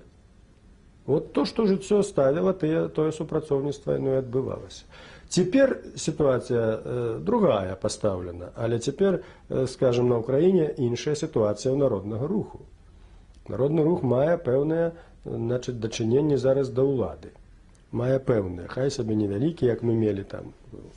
Вот. У нас антынацыянальны прафашысцкі рэжым, праімперскі, створаны, які пагражае і Ўкраіне, і Беларусі. Значит, зараз стварыліся умовы якраз большага ўзаемадзеяння паміж Беларускім народным фронтам і Украінай. І мы гэта ўжо назіраем. І мы гэта назіраем, што сапраўды гэтыя моманты пачынаюць праяўляцца, але зноў жа на ўзроўні апазіцыі. От тоді, в 90-му році, Комуністична партія Радянського Союзу, яка керувала цим процесом, вона що, сама призвела до того, що республіки стали незалежними і рухнула імперія, Совєтський Союз? Як от зробити, коли воно почалося? Що врешті-решт Білорусь і Україна в 91-му році стали незалежними? Гэта пачалося пасля таго, калі пачалося паскарэнне эканамічнага краху Савецкага Саюза.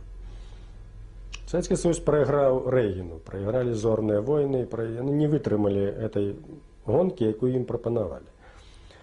Вот, гэта першае. Па-другое, яны рана ці позна павінны былі не вытрымаць, таму што палітыка Савецкага Саюза ў эканоміцы, яна зыходзіла з выкарыстання рэсурсаў танных, а рэсурсы не вечныя. Вот. Таму пытанне аб абнаўленні там тэхналогій, пытанне аб творчасці, аб працы, аб гэтым не ставіліся, і сістэма не магла паставіць, таму што сістэма сама па сабе, яна была настолькі неэканамічнай і кансерватыўнай, што яна не магла нейкія новыя сілы эканамічныя падняць наверх. Яны нават не маглі зрабіць рэжым эканоміі. Европа, скажем, провела такі рэжым і дастаткова паслядоўна. Савецкі Саюз это не мог зрабіць. Это яно ішоў абсалютна, так сказаць, заходзячы сваёй сутнасці, ішоў да краху. І калі крах ужо фактычна пачаўся, яны вырашылі, номенклатура камуністычная вырашыла яго неяк пазбегнуць. Але пазбегнуць такім чынам, каб захаваць Савецкі Саюз, захаваць сваю ўладу і адначасна неяк рэфарміраваць. Яны паставілі з аднаго боку разумення неабходнасці рэформ і неабходнасці інстынкт самазахавання спрацаваў правільна, але шляхі да яго выканання не гэтая група людзей павінна была прапаноўваць. А тая група, якая павінна была прапаноўваць, яе не было. Яна была ў вобразе дысідэнтаў, яна не была яшчэ арганізавана. Таму працэс ўсё ж такі пачаўся з расколу ў самой номенклатуры. І гэты раскол ён прывёў, па-першае, да ўтварэння народных фронтоў. Народны фронт Эстонії ўтварылі камуністы. Але нацыянал-камуністы, і якія думалі пра свабодную Эстонію, пра незалежнасць. Яны былі аб'яднаны нацыянальнай ідэяй. І ўвогуле, так сказаць, камуністычная ідэя для іх это была пастольку, паскольку трэба было неяк існаваць у імперыі, як і для вельмі многіх другіх. Але працэс пачаўся адсюль. Ён быў ініцыіраваны зверху, а не знізу. Гэта вельмі істотна зразумець. Што ён пайшоў зверху. І перестройка, і гласнасць, так званая. У асноўным зрабіла это галоснасць. Калі людзі атрымалі інфармацыю, тады ўжо працэс пайшоў па ўсей сістэме. Але рэформы пачаліся, это трэба добра разумець, што яны пачаліся зверху. І калі мне задаюць пытанне, Люмпін, хто разрушыў Савецкі Саюз, я ім адказваю адним словом – камуністи. А звідки у них взялася ця ідея, власне, звідки це? Самозаховання. Інстинкт самозаховання, абсолютно правильно. Інстинкт самозбереження. Яны ж убачили свой тупик, это говорить об тим, що їх ухапіло розуму його убачити. Тобто вони затягували свою агонію на двічі. Коли б вони затягли свою агонію, значить обвалилося б усе. І коли б Горбачов затягнув би далей, скажем, ці коли б не було Горбачова, а той маразм продовжався б далей, то могла б бути великий обвал, великая кров, великий смурод. Все ж таки, вот эта ситуація. Тобто правдиві твердження, що якби економічне банкрутство вирішило про... Безумовно, економічне банкрутство в першу чергу. Коли б эта система могла існувати економічно, ну так інакш ніяк би існувала. А эта система не може існувати без колючого дроту. Для того, как эта система існувала економічно, треба поставити колючий дрот і половина нації загнати за колючий дрот, как вони працювали за даром, під примусом. Но ресурси чоловічі так само не вічні. Они вычерпаны. Помер Сталин, ресурсы вычерпаны. Значит, что вы решили, дали певные, так сказать, полегку человеку. Як только дали полегку человеку, убачили, что выслизгвае улада з рук, потому что человек робится свободным. И он уже незалежный от чиновника. Он мае уже своего там Парсюка, и он глядишь тут свою землю, глядишь, ему уже может выехать у город. Раньше колгасник не мог выехать у город. И он был раб. А тут дали магчымасць, ён можа, моладзь паехала ў гарады у часы Хрушчова. І все, і паявіліся дысідэнты. Значыць, што зрабілі? І зноў жа Хрушчоў забараняе трымаць свіней, браць это сена і так далей. І зноў пайшлі да колючого дроту. Таму што і вот яны ў гэты тупик зашлі, выхаду з яго няма. Выхаду няма. Трэба даваць свабоду чалавеку, каб ён працаваў. Соцсоревнования, там камуністычныя брыгады, там усё, каб чалавек працаваў, усё это не дзейнічала. Чалавек будзе працаваць, калі будзе мець уласнасць і свабоду, і будзе зацікаўлены ў сваёй маёмасці. А гэта канец камунізму, это канец сістэме ўсей. Яны у палітычным сэнсе яны зайшлі ў поўны тупік, і вот у гэтым тупіку яны барахталіся. Брежнев прапанаваў, значыцца, вот эту нафту, они сыграли на нафте, когда был кризис на Заходе. Все, нафта кончилась, жили только с нафты, никаких технологий новых не уводили, так, сельская господарка не занимались. У газете «Правда» з'являецца артыкул. Спрачаюцца два вялікія ўчоныя савецкія, які сярэднія ўражаі лічыць для цаліны 6 цэнтнераў ці 8 цэнтнераў з гектара, а атрымлівалі 4. Вы разумееце, што адбываецца? Сельская господарка поўны крах, таму што жылі з нафты. Вот. І все, поўны тупік адбыўся. І вот тут-то трэба сказаць, што все-таки номенклатура, пэўная частка людзей у КПСС, яны зразумелі вот эту вот ситуацію, що перед ними повний крах, і не загинуть усе. Вони усвідомлювали собі, що якщо започаткують цей процес, то не будуть спроможні вже його пізніше керувати цим процесом. Може бути, вони нешто інтуїтивно і усвідомляли, але яны не думали, що змогуть його опановувати. Горбачов вельми добре це показує. Вот это чоловік, який ніколи не ведав, що отримається з його політики. Це вот класичний узор чоловіка, який хотів весь час сумістити несуміщальне. І імперію, і КПСС, і ринкову економіку, і свободу, значить, країнам, і Совєтський Союз, усе. Він повністю заблитався. Тому що ён не быў ни реформатором, ни революционером. Это человек не ў сталинскім сэнсе, так сказать, не ў сэнсе эканамічным. Это быў человек, які хотел вот захаваць як бы статус-кво шляхам некарэнных нейкіх перастановак. І ў выніку ён і поўны крах і атрымаў.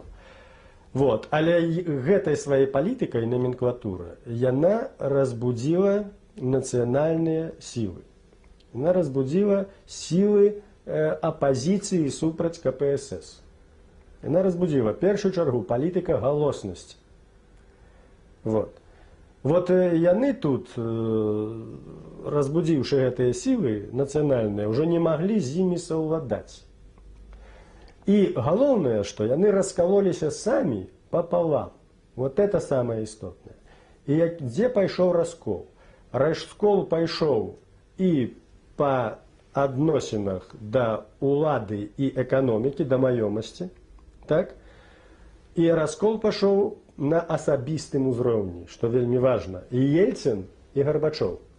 Это вельмі істотна, што і з аднаго боку, і з другого появіліся лідары, якія сканцэнтравалі з аднаго і з другого боку пэўныя, так сказаць, катэгорыі людзей, пэўную катэгорыю поглядаў на уладу, экономику и будущее. Но это была одна и та номенклатура. Это была КПСС. У Советском Союзе не было руху там демократа и знизу борьбы с КПСС. Это все робила КПСС, она раскололась. Она шукала выходы. І от Горбачов, як прадстаўнік больш такого традыцыйнага кансерватыўнага крыла, які захацеў захаваць і уладу, і ідэалогію камуністычную, і ўсё толькі, так сказать, трошки напамадзіць яе, даць там галоснасць, даць відзімасць там свабоды рэспублікам, вот, і не даючы прыватнай уласнасці, але, так сказать, на нейкіх чыста такіх, дзяржразлік, гасразлікі і так далей, нейкія там элементарныя такія напамажанне некае зрабіць, ён пацярпеў паражэнне. Таму што Ельцин пайшоў далей. І это група камуністаў, якая стаяла за Ельцином. Яны былі прагматыкамі. І яны думалі так. Галоўная улада. Так? І вот каб захаваць гэтую, захаваўшы уладу, яны захаваюць уласнасць, захаваюць маёмасць. І яны на гэта пашлі. На это радыкальны крок. Што яны зрабілі? З пункту гледжання палітыкі, і ўвогуле стратэгіі гэтыя людзі дзейнічалі вельмі грамотна. Я б сказаў бы, што яны проста у межах вот тых задач, якія паставілі, дзейнічалі таленавіта. І таму яны выйгралі. І я раскажу тэхналогію этого дзеяння. Камуністычная бюракратыя, якая валодала уладай, яна адначасна валодала і ўсей маёмасцю. Якім чынам? Ведаеце, што прыватная ўласнасць бюракратыі – это дзяржава, это власць, улада. Но яны валодалі маёмасцю усёй. Якім чынам? Калектыўна. Кожны з іх там Черненко, там Чорномырдзін, там Власаў, там усе яны не мелі сваёй маёмасці. Но кожны з іх этой маёмасцю валодаў цераз розныя льготы, цераз прывілеі, цераз уваходжанне номенклатуру і карыстання усімі бясплатна там медыцынскімі магазинамі, курортамі, машинамі, паездкамі за граніцу. Это ўсё абяспечвала власць. Это ўсё яны мелі. Ім не трэба было мець прыватны дом, таму што ў іх былі дзяржаўныя дачы і у Сочы, і былі пад Масквой, і не адна. Навошта было? Яны мелі вот такое забеспячэнне. Калектыўнае валоданне дзяржавай, маёмасцю. І таму номенклатура абавязкова павінна была быць, таму што номенклатура вызначала рангі валодання гэтай маёмасцю. Бухгалтер атрымліваў там нешта там у спецмагазине бесплатнае, скажем, а сакратар ЦК меў другое. Но яны ішлі ў розных плоскасцях. І з этой плоскасці ніхто не выходзіў, што была номенклатура. Ну і зайшлі, значыць, іх не выкідалі на памойку. Яны мог толькі перамясціцца на верхнюю ці на ніжнюю плоскасць.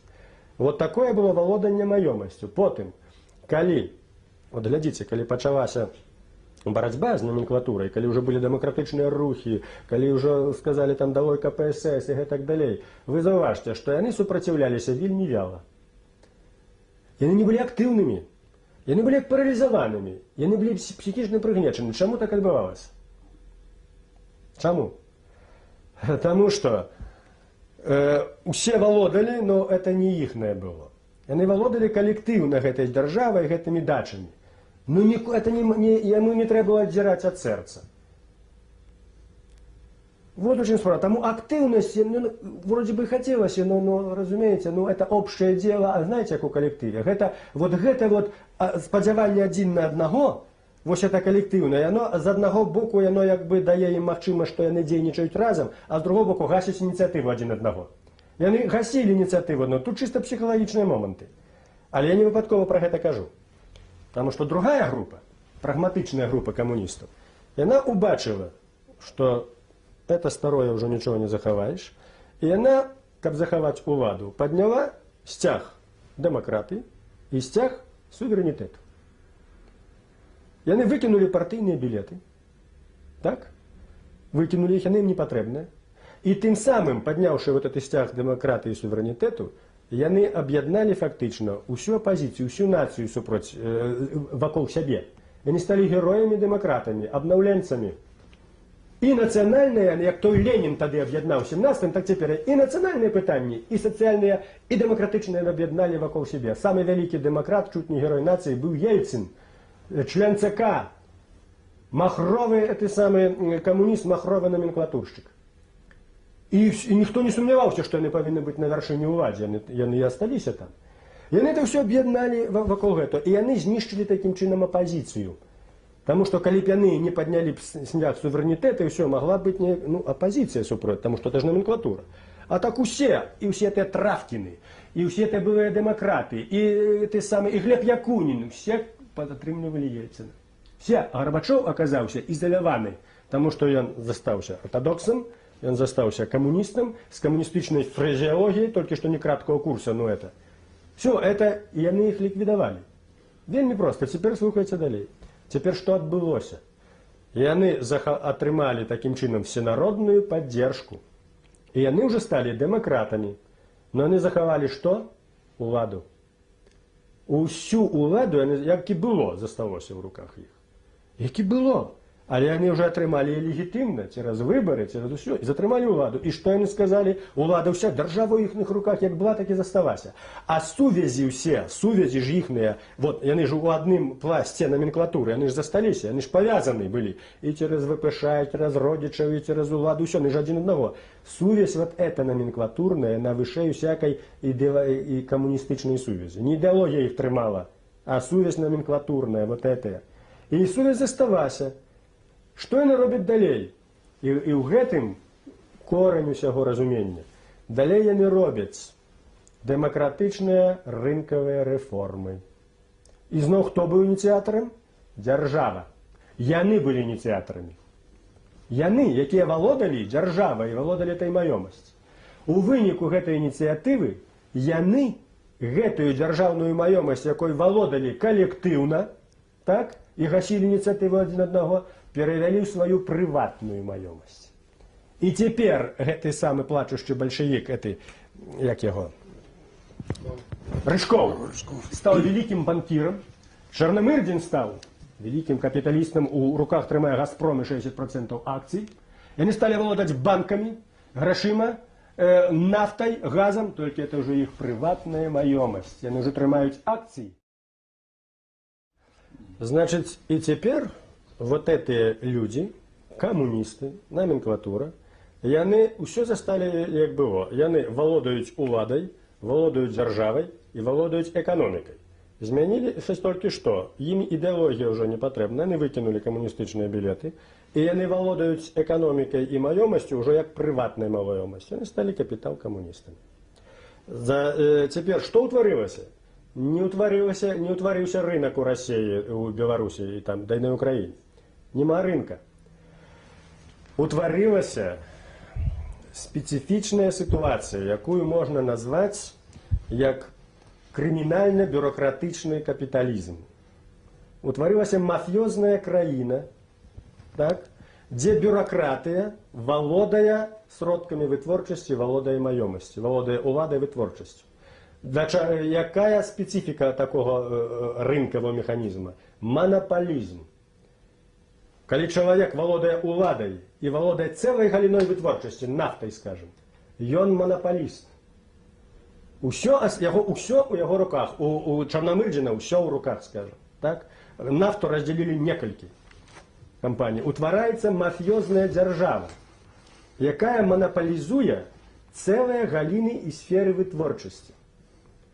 І расійскае разуменне канкурэнцыі, яно тыпова мафіёзнае. Якое разуменне канкурэнцыі на Захадзе? Я выпускаю тавары, вы выпускаеце тавары. Мае тавары не купляюць, таму што яны даражэй каштуюць, у мяне больше затраты ідуць на сырьё і гэтак далей. Што я павінен рабіць? Я пачынаю думаць, ці мне тут рабочых скараціць, ці тэхналогіі новыя увесці, ці дзень... Я пачынаю круціцца, каб мае тавары былі дзешавейшыя і лепшыя, і якасць была лепша. Я пачынаю канкурировать. А ў Расіі канкурэнцыя цяпер адбываецца вельмі проста. Я выпускаю, ты выпускаеш, ты мой канкурэнт. Я наймаю кілера, цябе забіваюць. І там кожны дзень страляюць. Там чыста мафіёзнае. Прыняць канкурэнта, яго трэба проста прыняць. Чыста мафіёзна-крымінальная дзяржава утварылася ў Расіі. І по такому шляху, ну, по-блізкаму, Расія так ужо класіка гэтай такой дзяржавы. Вот. Цяпер трэба разумець, вот калі мы перайдзем на сённяшнія выбары, чаму Расія праводзіць такую палітыку і гэтак далей, тады мы зразумеем таксама, якія працэсы адбываліся і на Украіне, і на Беларусі, і якія працэсы адбываюцца зараз.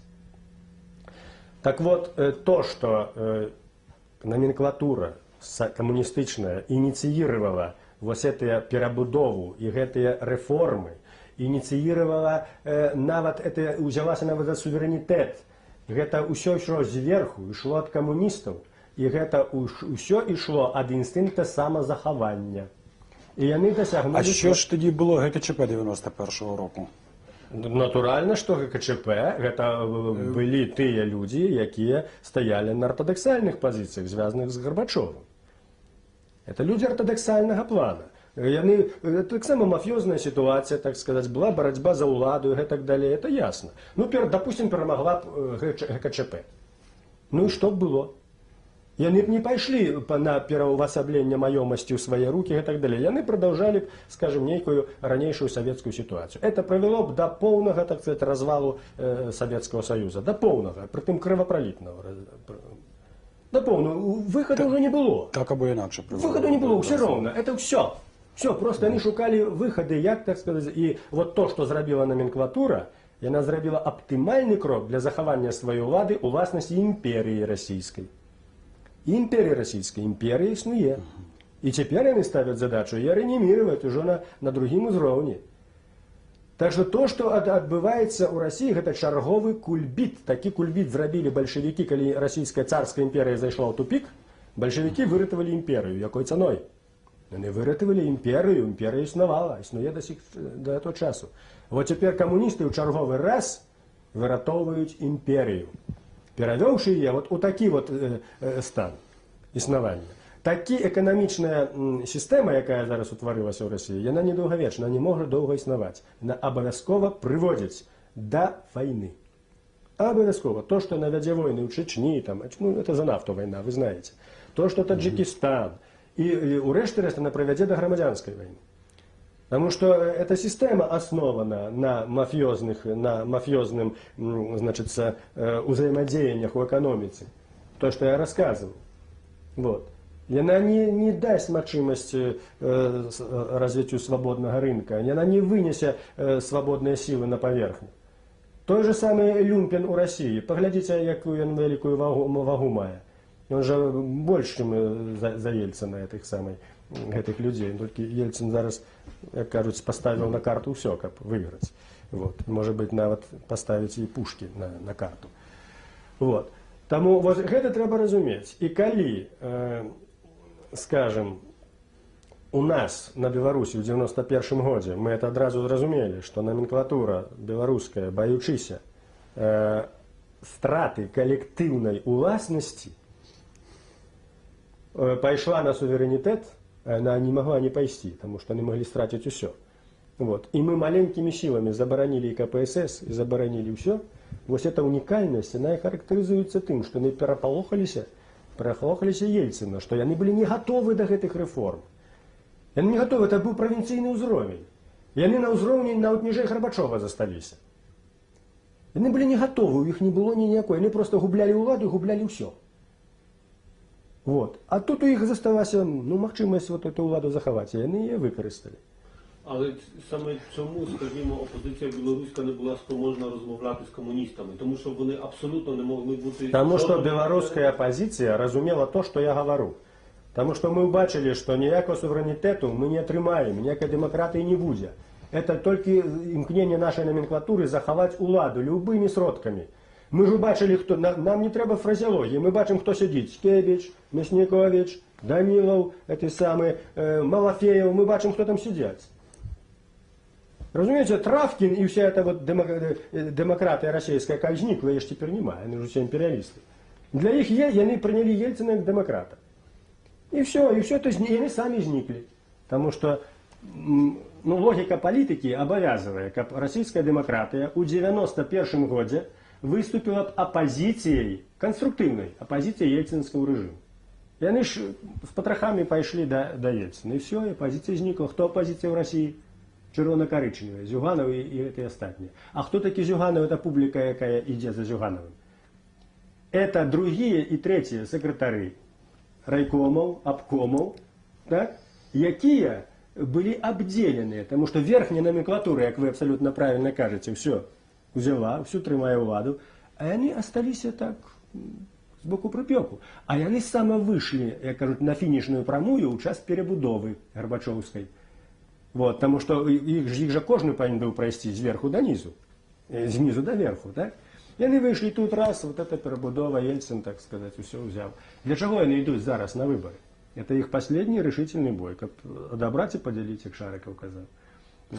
Ви передбачали на той момент, коли почалася перебудова, що вона не принесе незалежності Білорусі і України? Яна створила умови для отримання незалежності. Яна створила такі умови. Тільки для того, щоб її отримати, треба, щоб була б консолідація нації на національній ідеї. Літва, Латвія, Эстонія былі гатовы, у іх традыцыі засталіся яшчэ. Яны мелі 20 год незалежнасці, і засталіся людзі, носьбіты гэтых традыцый. І яны выйшлі. Украіна і Беларусь аказаліся не гатовыя да гэтага. Таму што не гатовая была ні гэтая номенклатура, і не гатовая была большая частка грамадства, савецкага грамадства, саўкі. Вот. Яна не гатова была да гэтага. Чаго не было, скажем, на Літве. Таму што там усё-таки нацыя аб'ядналася вакол нацыянальнай ідэі яшчэ ў 20-30-х годах. І людзі разумелі, што такое незалежнасць, што такое Расія. Гэта галоўнае. Першасная ідэя. Чаго не было ў нас? Но вы задаце пытанне, чаму Народны фронт это разумеў? Таму што мы бачылі, што вот эта номенклатура, мы адразу выступілі як апазіцыя да этой номенклатуры да Верховного Совета. Адразу як рэзкая апазіцыя.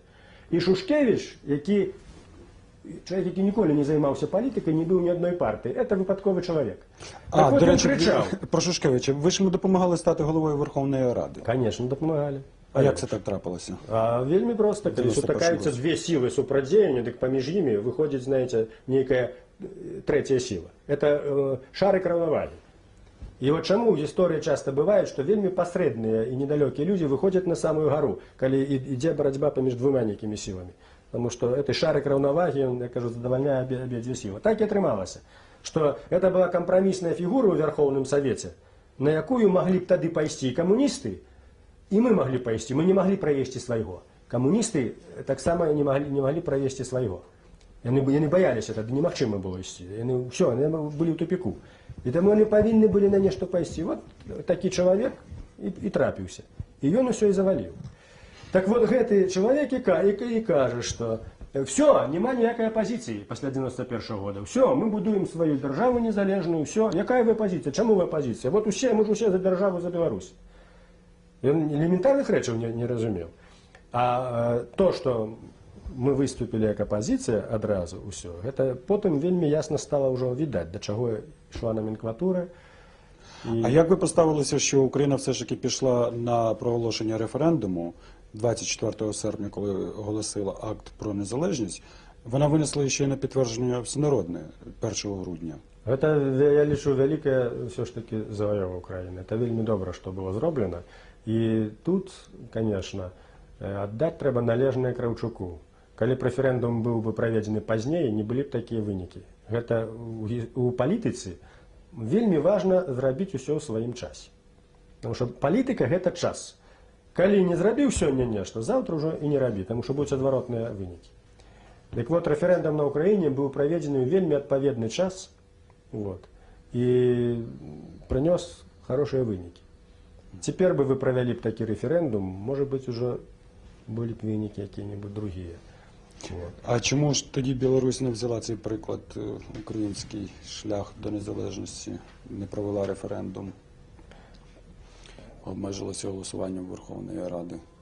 Тому що номенклатура не зацікавлена була в незалежності. Її була вся влада. Білоруська демократія була слабая, каб примусити номенклатуру це зробити. Слабая була демократія і слабое громадство. Уся сутнасць была ў гэтым.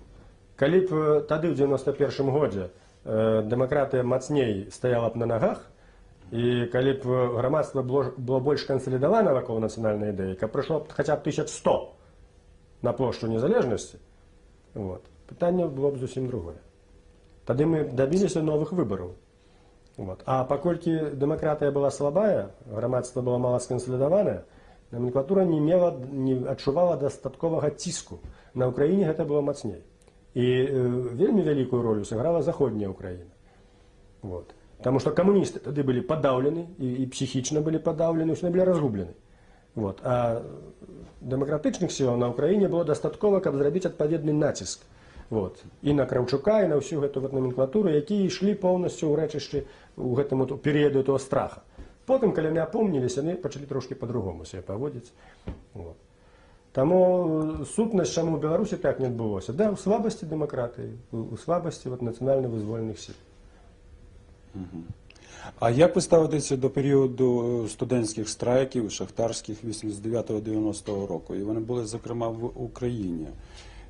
Воно було якимось прикладом для білорусів в тому напрямку, що все ж таки студенти в Києві в жовтні 90-го року ставили надзвичайно радикальні речі, як для Радянського Союзу.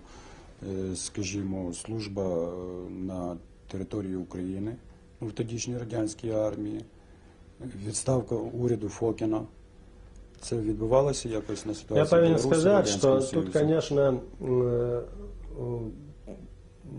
прикладом заўсёды і генератором ідей ва ўсім Савецкім Саюзе былі, конечно, эстонцы.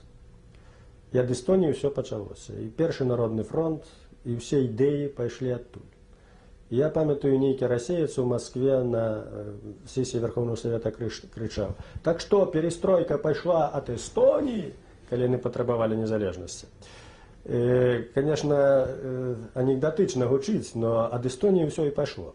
Идеи пошли, вот вызволенчего руху национального, так, Народного фронту, вот, основная, и так, перегляд пакта Молота-Риббентропа, не служба у гэтых, не служить у советским войску и так далее. Идеи пошли вот Эстония, Литва, Латвия. Оттуль шли идеи. И они подхватывались, нами подхватывались Украиной. И тому тут треба сказать, что вот гэтые уже идеи, яны, ну не из Украины они шли оттуль. И тому то, что вот на Украине, это был просто як черговый, так сказать, факт, что вот на Украине зроблено уже это. Вот выступают, а что мы горшие. Вот. Так что это вот садзейнічала. Але новизна ідея, она йшла, конечно, з Балтії, это треба отдать належное. И Москва шла з Балтії так само. И Москва глядела вся демократичная Москва глядела на Прибалтику, и они там постоянно ездили туда и все, на все эти фронты, як на, вот такий вот демократичний осяродок, где можно чему повучиться и поцікавиться. Это так было, я сам назирал все, потому что я там был, и назирал, что там за люди ездили, все, и в Эстонию. Так что генератор шел оттуль. Что датычыць гэтых, значит, страйкаў, магчыма, страйки, якія былі ў Мінску ў 91 годзе, яны ў падсвядомасці людзей вот засталіся вот як прыклады, што былі і на Украіне. В Україні 90-го року. Да, таму што на Беларусі ў 91-м былі вельмі, ў Мінску асабліва, вельмі вялікія масавыя страйки. Ви наголошували тут на тому, що ідеї в Совєтському Союзі йшли від Естонії. А наскільки великий був вплив ідей солідарності у колишньому Радянському Союзі, на вашу думку? Чи був такий вплив, чи може взагалі його не було? Вплив був, що дотичить на нас, то вплив був великий, тому що з великими, кажуть, тяжкостями мы старались достать литературу с Польши. И она появлялась до нас, вот мы читали ее, глядели, все это слухали, радио. Значит, на вот свядомую демократичную интеллигенцию уплыв был, безумовно. Вот. Іншая справа, что не было контактов. Контакты там, литературу, все, а неких, потому что у нас, разные уровни были. Вот. А уплыв, вот то, что робилось в Польше, и психологично, то, что робилось у Германии, вот когда Берлинскую стену рушили, все гэта ўплыў рабіла, безумоўна, вялікі, і все это фармавала свядомасць людзей і давала пэўную смеласць, што вот калі там людзі так дзейнічаюць, то пачыналі людзі аналізаваць, а як жа ў нас, як у нас дзейнічаць. Так што ўплыў, безумоўна, быў. Скажіть все-таки, коли ми говоримо про розклад тих сил 86-91 року, то чи не здається, що Балтійські країни все ж таки виступали як антикомуністи в цьому процесі в Радянському Союзі, а такі сили, як в Україні, все ж таки як націоналісти?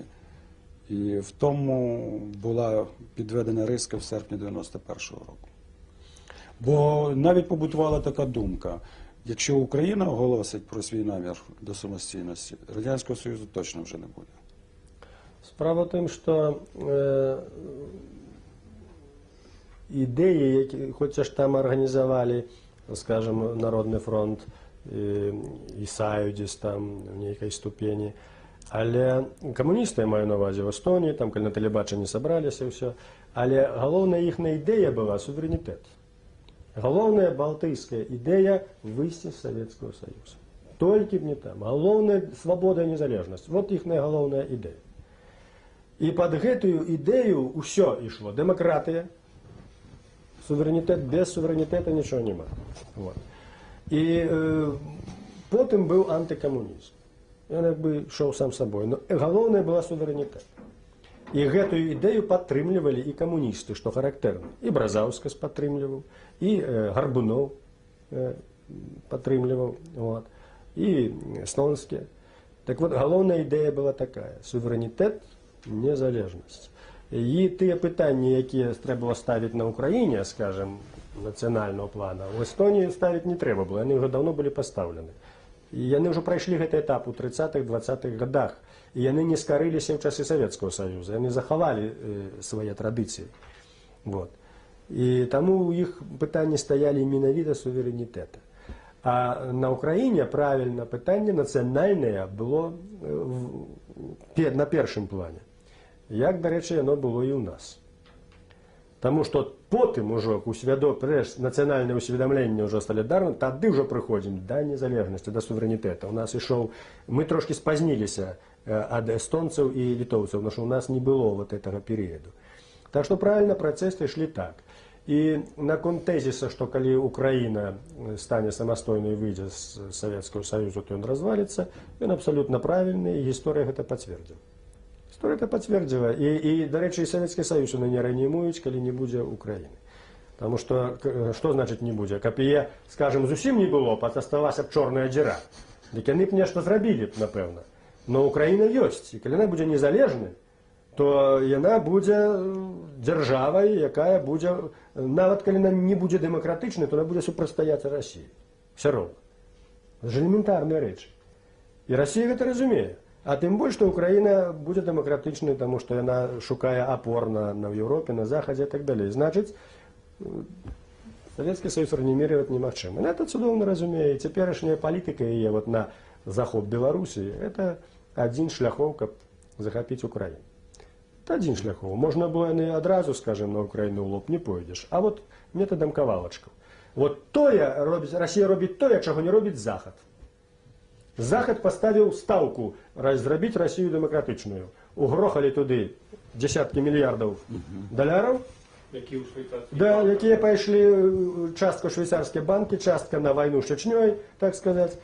І чакаюць, што Расія будзе дэмакратычнай. Расія ніколі не будзе дэмакратычнай, бо це імперія па сваёй структуры. Пане Зян, ну ви ж сказали, що в 80-х роках політика Рейгана була спрямована на повалення імперії. І зірковими війнами, цією програмою. Сої, як ви кажете, вони довели до економічного краху Радянський Союз. Чому в 91-му році вони роблять ставку на відновлення Російської імперії? Після цих двох подій, якщо порівняти ту політику і політику, коли розвалювався Радянський Союз, можна було б додавити його. Значить, по-перше, я повторяю, што яны маюць ілюзію, што гэтая Расія, вот якая асталася цяпер Расія без Украіны, Беларусі, што яна будзе дэмакратычнай краінай. Это першая ілюзія, до якой яны яшчэ ніяк не могуць дайсці. Это першая ілюзія. Другая ілюзія, якая нідзе, так сказаць, не дэкларыруецца, але яна трымаецца вот тут. І хто займаецца палітыкай, ён не адчувае. Это ілюзія, што Америка зацікаўлена не мець праблем вот тут, вот на ўсходзе Еўропы, так, мець нейкую дастаткова моцную краіну, якая была б у пэўнай ступені прагназуемая і залежная ад Амерыкі. Ну, у нейкай ступені. Якая могла б устрымліваць іслам, там, можа, яшчэ там, Кітай, там, нешта такое. Это вот такая прымітыўнае такое меркаванне, што Расія будзе імперіяй номер 2. Так вот, я гісторык, ведаю гісторыю Расіі, ведаю Расію увогуле, як кажуць, вот на ўзроўні бытавым нават. Яна ніколі не будзе імперіяй номер 2. Нават будзе ляжаць голая босая ў гразі, но ўсё роўна будзе старацца стаць імперіяй номер 1. Яна не будзе, і ў гэтым вялікая памылка.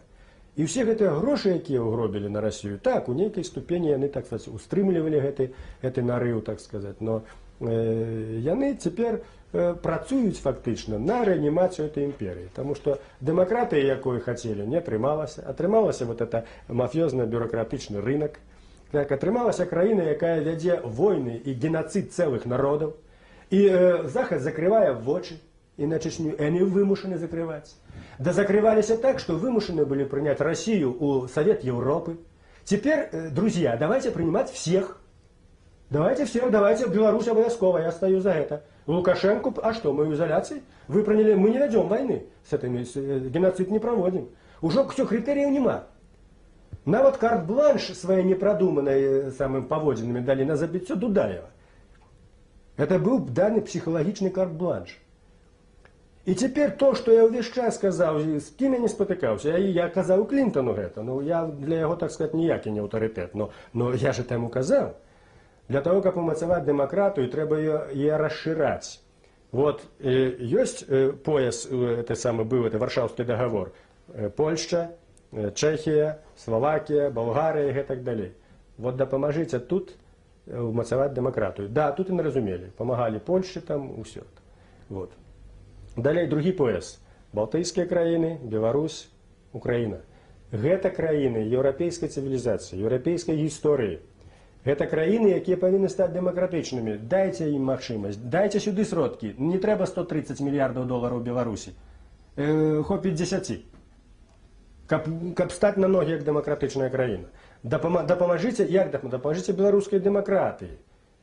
Ні аднаго даляра, ні аднаго цента беларуская дэмакратыя не атрымала з захаду. Што атрымала салідарнасць?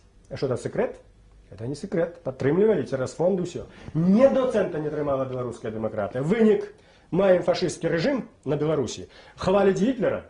Так? Расія ўжо там, як кажуць, што хоча, то і робіць. І замежную палітыку ўсё. І расшырае сваю імперію. І калі Захад не хацеў ні адно цента на беларускую дэмакратыю, то цяпер, калі ён будзе, это пачакай, яшчэ кветачкі наперадзе, вот, то вымушаны будуць валіць у сотні разоў болей. Но ўжо пройдуць гады, таму што калі ты рэжым умацуецца, я цяпер за мяжой, а я могу быць у турме, альбо не жыць. Калі сітуацыя можа пайсці так, што яны проста выражаць усю дэмакратыю на Беларусі.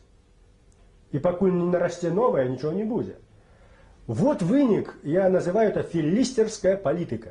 Яна давяла да аншлюсаў у 30-е гады, давяла до другой сусветнай вайны, і ніякіх вывадаў з этого не робіцца. Таму што людзі жывуць на Захадзе, яны думаюць, што ўсё, яны вот тут жывуць, ім добра, яны гуляюць у гольф, понимаешь, усё ёсць, ніякіх праблем, і, значыцца, цяпер от быў у Чэхіі. Аналагічная псіхалогія. Все, яны ўжо лічаць, што яны ў Еўропе. Што ўжо няма камунізма, няма Расіі, яны ўжо іх не цікавіць, што на Беларусь, яны не хочуць ніякіх сувязей, яны глядзяць на Германію, усё. Я ж спатыкаўся з палітыкамі ў замежных справах усюды. Я кажу, што вы робіце? Я кажу, глыбокая ілюзія. Камунізм прыйдзе нават не з усходу, ён прыйдзе ў вас, вот тут, з Прагі, з Маравіі. Як толькі ён пачне ўзвышацца там. І што, я не прав быў 2 месяцы назад? Вы бачыце, што робіцца ў Чэхіі.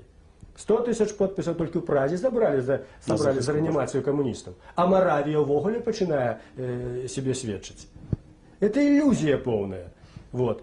І таму вот эта палітыка накіраваная на Расію, што яна будзе дэмакратычна, як яна будзе дэмакратычнай, калі яна імперія. Дзе рускі, расійскі урад? Вот існуе Расійская Федэрацыя. Скажыце, калі ласка, а дзе расійскі парламент? Яго ж няма. Яка ж федэрацыя? А дзе расійскі ўрад? А дзе расійскі прэзідэнт нарэшце? Яго ж няма. Ёсць это самае Мордовская, там Коми рэспубліка, ёсць Тува, ёсць прэзідэнт этой самой Илюмжинова, этой мафиози этой самой. Калмыки. Так, ёсць урады, все. И это федерация. А где ж Россия? А где ее территория? Да что это за федерация? Это же империя, это же типовая империя. Это же такая модель, как у Советском Союзе. Ее нема. Потом, теперь, есть какие-нибудь имкнения. Эта империя, вот это, значит, она переваривая вот эти народы. И они не имеют права выйти с федерации. Вот что робит Чечня. А что, а где тобі право нації на самовизначення? Да коли ви федерація, так засвідчує себе, як суб'єкт федерації. Яны ж себе не засвідчують як суб'єкт федерації, не несуть якби ніякої відказності. І чомусь на це ніхто не звертає уваги. Россия будет разваливаться рано чи поздно, потому что это империя, она не может исновать. И вот тогда узникне питание. Узникне оно. Где российская территория? Скажите мне кто-нибудь из вас, где российская территория, межа России? Московская область, Калужская трохи. Трохи Калужская. Ее нема, этой территории. Это пятно там, пятно там, пятно там. Чаму так утварылася? Возьмите, я историк, возьмите приклад Римской империи.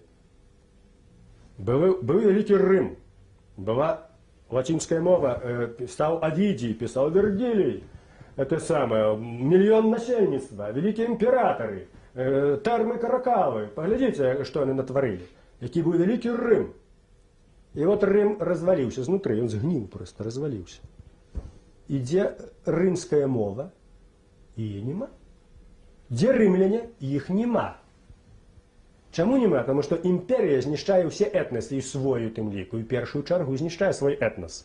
Мова стала мертвой, а латинского этноса уже не было, потому что это уже была империя, она існувала мало 1000 годов, там, ну, коли улічити ще епоху республіки і так далі. І нема, вона зникла, сталася мертвою мовою, сталися вот тыя этносы, які були натворили держави. Оттоманская империя, турецкая, это же была штучная, и что, вот она зникла. Осталась штучная мова, на якой никто не говорит. Турки же говорят на наталийской, на другой же, это же самый Ататюрк же увел в 24-м году это все. Все же по-другому, вы же это знаете. Это вот классичная империя, можно, ну, это наибольшие выпадки. Россия идет по такому шляху. Это классичная империя. И чему, я не знаю, университет, то есть Колумбийский университет займался усими, кажется, 50 годов займался Советским Союзом. А теперь что? И что не можно вот это все проанализовать и убачить, и життя показывая, что впустую это все угробили, все эти гроши. Як думаєте, чи західні інтелектуали, вони не спроможні того усвідомити собі, що ви зараз кажете, чи просто їм вигідно це усвідомити? Їм ліньки, очевидно. Вы разумеете, что, видать, это взаимосвязано. Видать, это взаимосвязано, потому что на Захад вельми бераже вот свое статус-кво, якое яны досягнули. Вот. И вот дзеля гэтага вот, яны, магчыма, ім цяжка тады зразумець. Цяжка зразумець, зрабіць нейкія рухі. Тым больш, што ў іх шмат праблем. Кризис, вот этой тезис о правах человека. Это же кризис уже начинается, так? Потом, многие из этих краин были империями, и теперь они пожинают плоды. Вот и арабское питание вот у Франции, и все. Это же все, это же на Европу иде. В Европе шмат вельми своих проблем. Вот. Но тут, конечно, питання глобальне, питання вельми важне, тому що це питання безпеки Європи, це питання будучого світу, питання демократії. І тут не помагчи вот гэтаму усходньому поясу, гэта будзе вялікая памылка, будзе адкат. Адкат пачаўся, вот глядзіце, у Польшчы таксама, пэўна, вот прайграюць яшчэ адны выбары правыя. Они могут проиграть, потому что покуда они не объединяются на один лист, значит могут проиграть. Значит, у Польши будут все здивляться, как это так? Польша, католицкая краина, и они мне задают питание, как это у вас Лукашенко выбрали? Значит, подтекст, что мы чуть не дураки. Я говорю, а как это вы Квасневского выбрали? А вот так, холера, ну то что-то, значит, начинают. Это ж та самая природа. Вот. І от як не дивно, відаць, тут ну, трэба, кажуць, зрабіць пэўны аналіз і перш за ўсё самому Захаду. Таму што ёсць людзі на Захадзе, якія это разумеюць. Ёсць, і ў Амерыцы шмат людзей, якія разумеюць эту всю сітуацыю. Но палітыка вот ідзе, она вот такая. Палітыка ідзе такая. І у выніку мы бачым, адбываецца рэанімацыя імперіі і рэанімацыя камунізма. Це відбувається. Але так само і в 90-х роках на початку Захід нічого не бачив, що відбувається в Радянському Союзі, бо він був заскочений 19 серпня тим, що відбулося. Він був заскочений, що в Білорусі відбулося, що почалася така от боротьба зараз, опозиція вийшла на вулицю, все. І вони саме були вельми здивлені. Це я сам зауважив. Да, в Польщах як було здивлено. Так я одну причину я розкрив. Чому? Тому що політична еліта на Заході, яна атрымлівае інфармацыю, распрапагандаваная рускай дыпламатыяй. Вот они их слухаюць. Вот. Это одна з прычын. Вот. Так что мы трошки переоцениваем некие вот магчымасці Захаду. Мы спадзяёмся, што Захад будзе вельмі актыўна удзельнічаць у нашым лёсе. Ён будзе актыўна павінны удзельнічаць мы. У першую чаргу, это залежыць ад нас. Але там, дзе залежыць ад захада, вот у выніку, так сказаць, это вот неведанне, незнанне, захад вот робіць нейкія такія буйныя памылкі. Дзесьці ёсць сапраўды заваёвы, ўсё, а дзесьці далей пачынаецца нейкае дзіўнае неразуменне. Вот цяпер я назіраю, значыць, адносіны да Ўкраіны. Я цяпер бачу паварот НАТО да Ўкраіны. Я разумею это разуменне. Это цяпер яны зразумелі, вот, што вельмі важна ў гэтай вот сітуацыі, значыцца, каб Украіна ўсё ж такі засталася, я то ўсё так сляжу, гляджу. Но яны яшчэ не паспелі зразумець, што тое ж самае адносіцца і да Беларусі, і тое ж самае адносіцца і да Балтыі, і з Каўказам і гэтак далее. Вот гэтага яшчэ не зразумелі.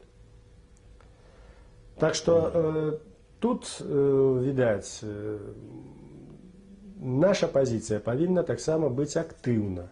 Бо калі мы будзем сядзець на Ўкраіне, на Беларусі і чакаць, што Захад нас зразумее, што яны прыйдуць нас вывучыць і што прымуць, то з этого нічого не будзе. Павінны ініцыятыву браць на сябе мы. Вот. І толькі тады можа быць узаемаразуменне. Палякі бралі вельмі вялікую ініцыятыву, былі кантакты, ўсё. Вот. Калі гаварыць зараз пра Беларусь, то такой ініцыятывы няма. Сапраўды, чаму павінен быць браць Захад ініцыятыву, калі, так сказаць, адтуль няма ніякай ініцыятывы? Вот то, что я тут, что я хочу поехать в Штаты, все, вот это и есть, что я хочу брать на себе инициативу. Але я кажу, жыццё вымусіла. Жыццё вымусіла. Вот. Но гэта, вот, то есть уроки для нас вот этой всей ситуации, что калі мы не будем, Украина и Беларусь, проводить активную замежную политику, демократию, значит, мы будем увесь час спотыкаться с неразумением Заходу и будем его обвинувачивать, так сказать, хотя мы уже не виноваты. Виноваты у корня то мы. Вот. Тому вывод такі я зрабіў, што мы павінны, і для мяне зараз это адназначна, зразумела. Я цяпер буду старацца паболей людзей сцягнуць усё. Мы павінны праводзіць заходнюю палітыку, наша беларуская дэмакратыя. Яны правялі выбары, дэмакраты, яны адбылі ўладу, здабылі так, яны ўтварылі свае ўрады, і яны ўжо дзейнічаюць на дзяржаўным узроўні. А мы асталіся на апазіцыі. Им трэба ўжо кантачыць з нашим урадам, з нашим парламентом. Они не могут с ними кантачить, потому что это, они их ненавидят, это коммунисты. Это номенклатура, они называют Ландбергса фашистом. Ну як же Ландбергс будет с ними кантачить? А с нами, ну, может быть, ну, были там контакты, але что мы можем вырашаць? Мы оппозиция, а они урад. И вот, коли вот это отбылося, значит, и порвались сувязі. Вот такая. І тут вот вельмі важна ісці ва ўнісон. Я маю на ўвазе Украіна і Беларусь. Вот. Цяпер у пэўнай ступені такія вот магчымасці ёсць. Агульная пагроза вельмі вялікая, так? Потым набылі ўжо пэўны вопыт. Таму што ў пачатку, вот у 89-м, асабліва 91-й год, калі рэферэндум, незалежнасць, я вельмі часта сустракаў і на Беларусі, всюды, і на Ўкраіне людзей, якія былі пад уплывам эйфарыі. Значит, яны тут, нават я чуў вялікая Украіна, все, мы тут, значит, всіх, яны такія былі, вот у гэтым вот экстазе, што атрымалі незалежнасць, у іх кружылася голова. Вот. Это я бачыў на свае вочы.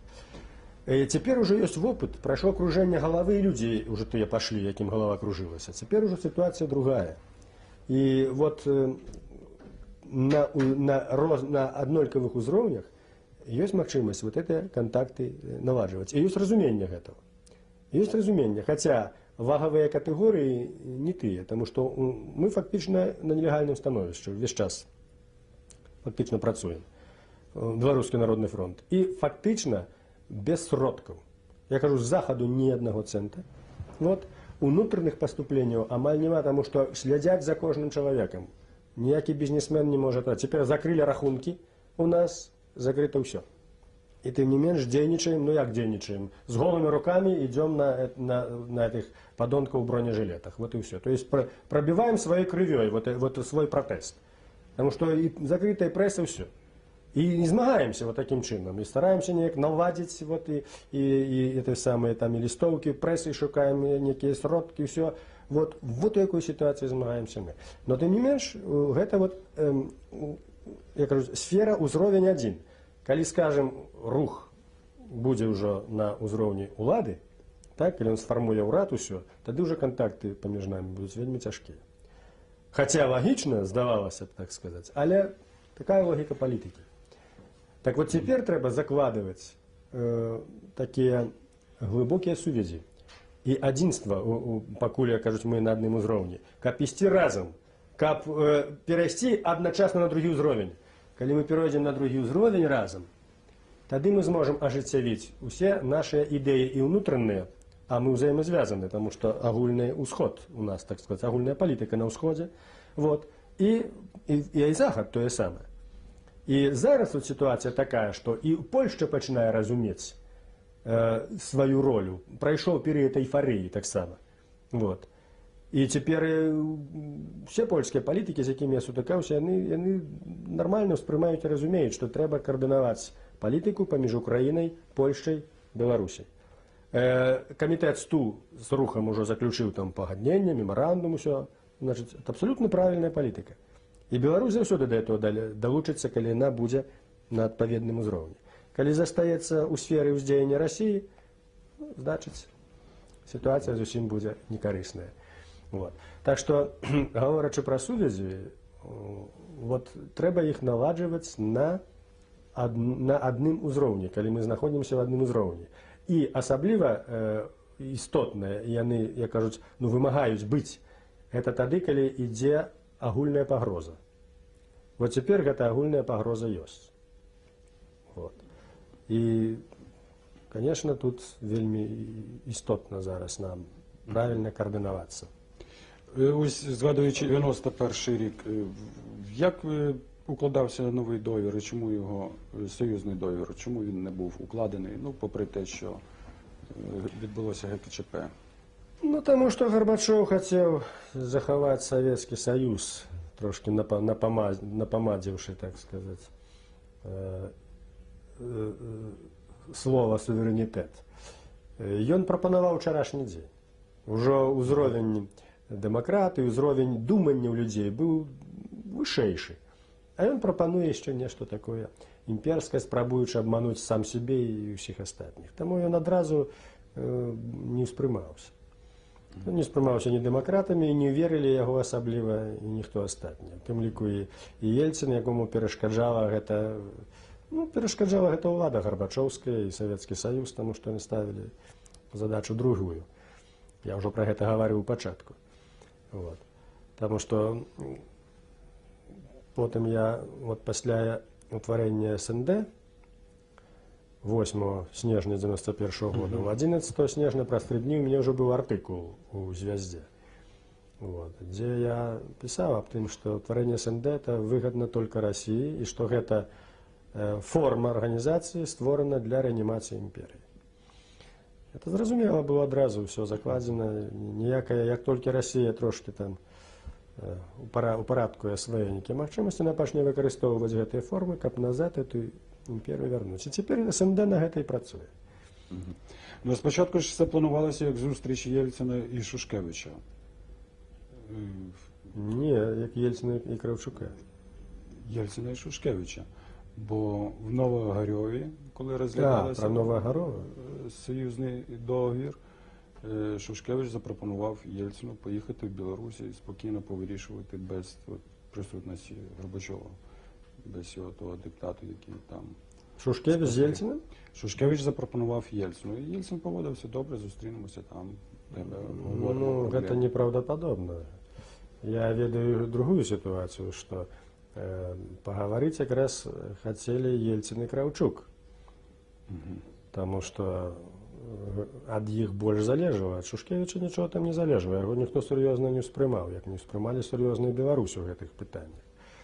Вот. Важно было скоординироваться поміж Украиной и Россией.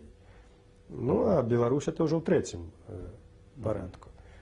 И наколькі я ведаю, что прапанова была Шушкевича, каб сустрэліся ў Беларусі Кравчук і Ельцин.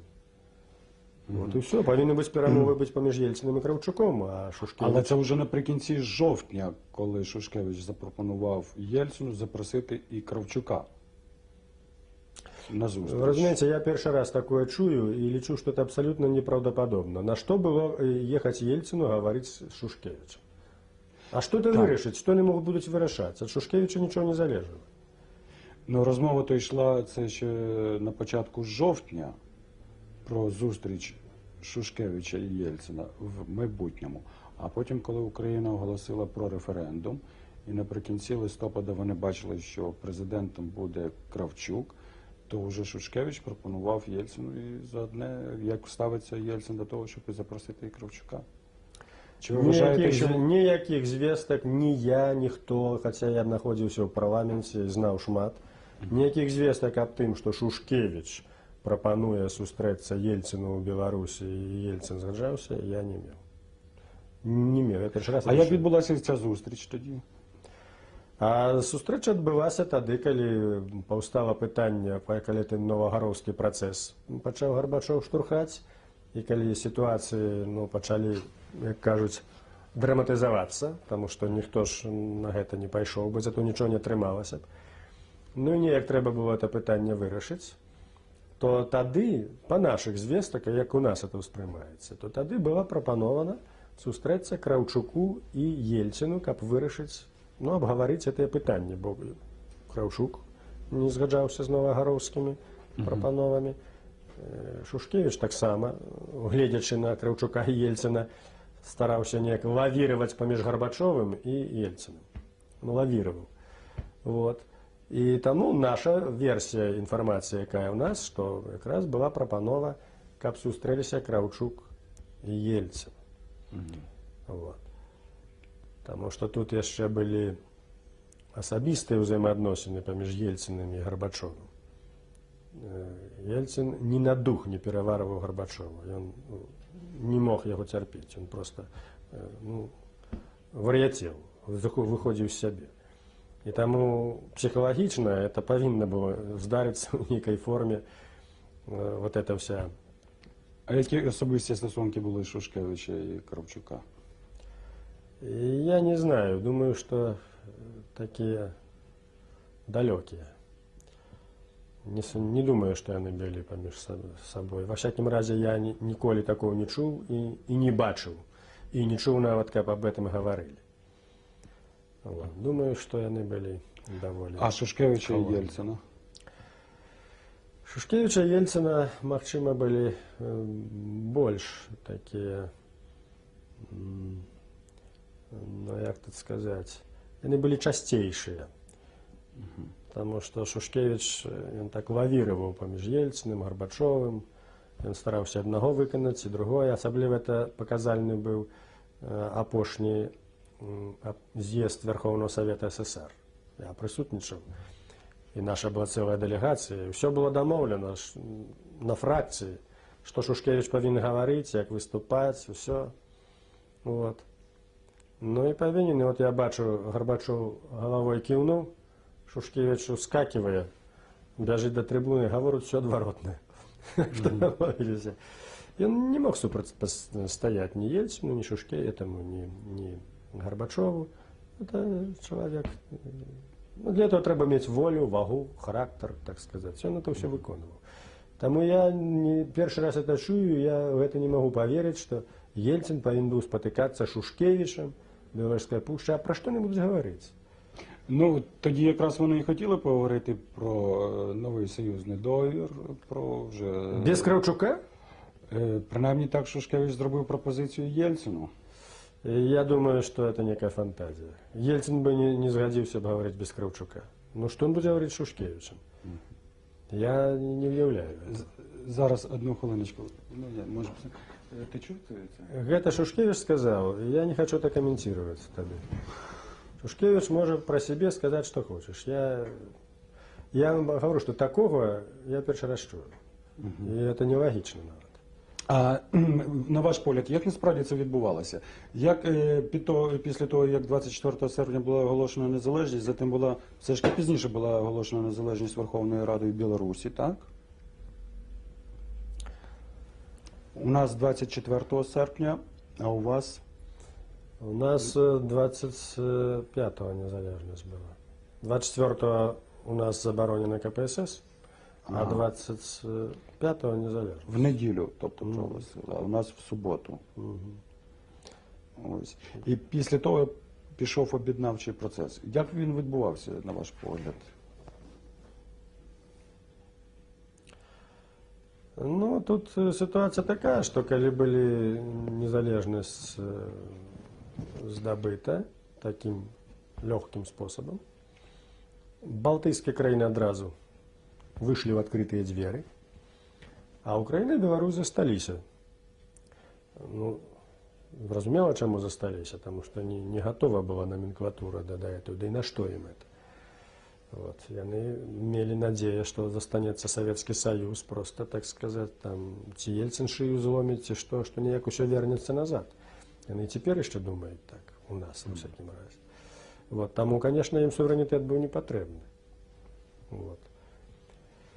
Тому яны заставаліся вот у гэтай сістэме, і шла гэтай усе вот час, пакуль яны яшчэ былі разгублены камуністы, і фактычна забароненая кампартыя, ўсё ім, то вот гэтыя месяцы ішла вялікая барацьба, каб здабыць асновы суверэнітэту.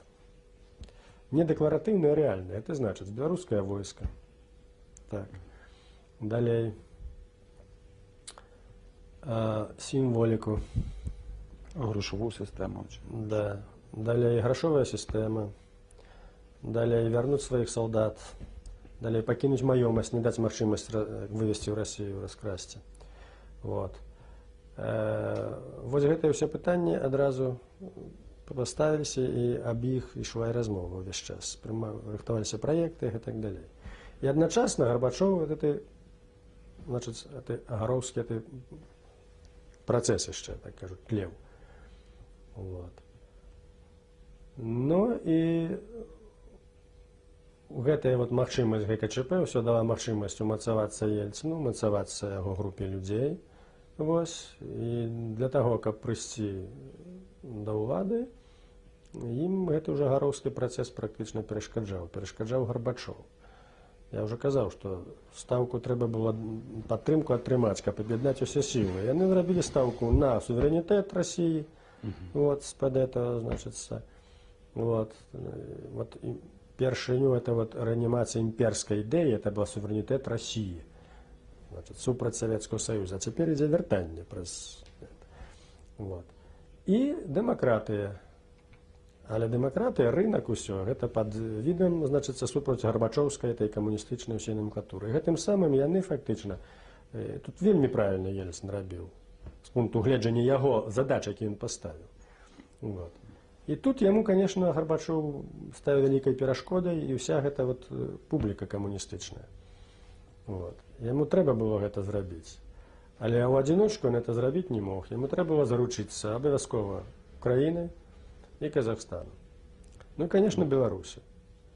Вот. Таму што Украіна і Беларусь суб'екты былі заснавальнікі СССР. Вот. Яны прадугледжвалі такія юрыдычныя моманты. Ну а Казахстан, паколькі Назарбаев меў вялікую вагу, і краіна вялікая, і ўсё. Вот. Але ж бачыце, як атрымалася, што абмежаваліся 3. Так што я думаю, што тут усё ж такі рашаючую ролю іграў Ельцин. Ельцин. Да. Хаця мае назіранні так вот паказваюць, што шмат вельмі там рабілася экспромтам. Маё такое адчуванне, я вот назіраў кадры, тэлебачанне, якія там знялі ўсё, што ў іх яснага плана, калі яны сабраліся ў Беларускай пушчы, не было. Былі нейкія асноўныя прапрацоўкі. Ну, паводзіны іх аб гэтым гаварылі. А ўжо ў Алмаце я сам быў, ужо калі расшыралі СНД і ў перамовах удзельнічаў, усё, я ўжо назіраў тады, як это прадаўжалася. Вот. Так што такое ўражанне, што да канца распрацованага плана не было. Былі нейкія асноўныя установкі, асноўныя задачы. Вот. І, можа быць, нават яны і прыехалі без дакументаў, а там пісалі, як яны казалі. Вот. І таму не было ясна вызначаны адносін да Назарбаева. І Назарбаев не ведаў, што рабіць. Да Москвы даехаў і Гарбачову, значит, залажыў усё это. Вот. Так што тут шмат такого типова расійскага, экспромт такі, значыць, на авось многага было.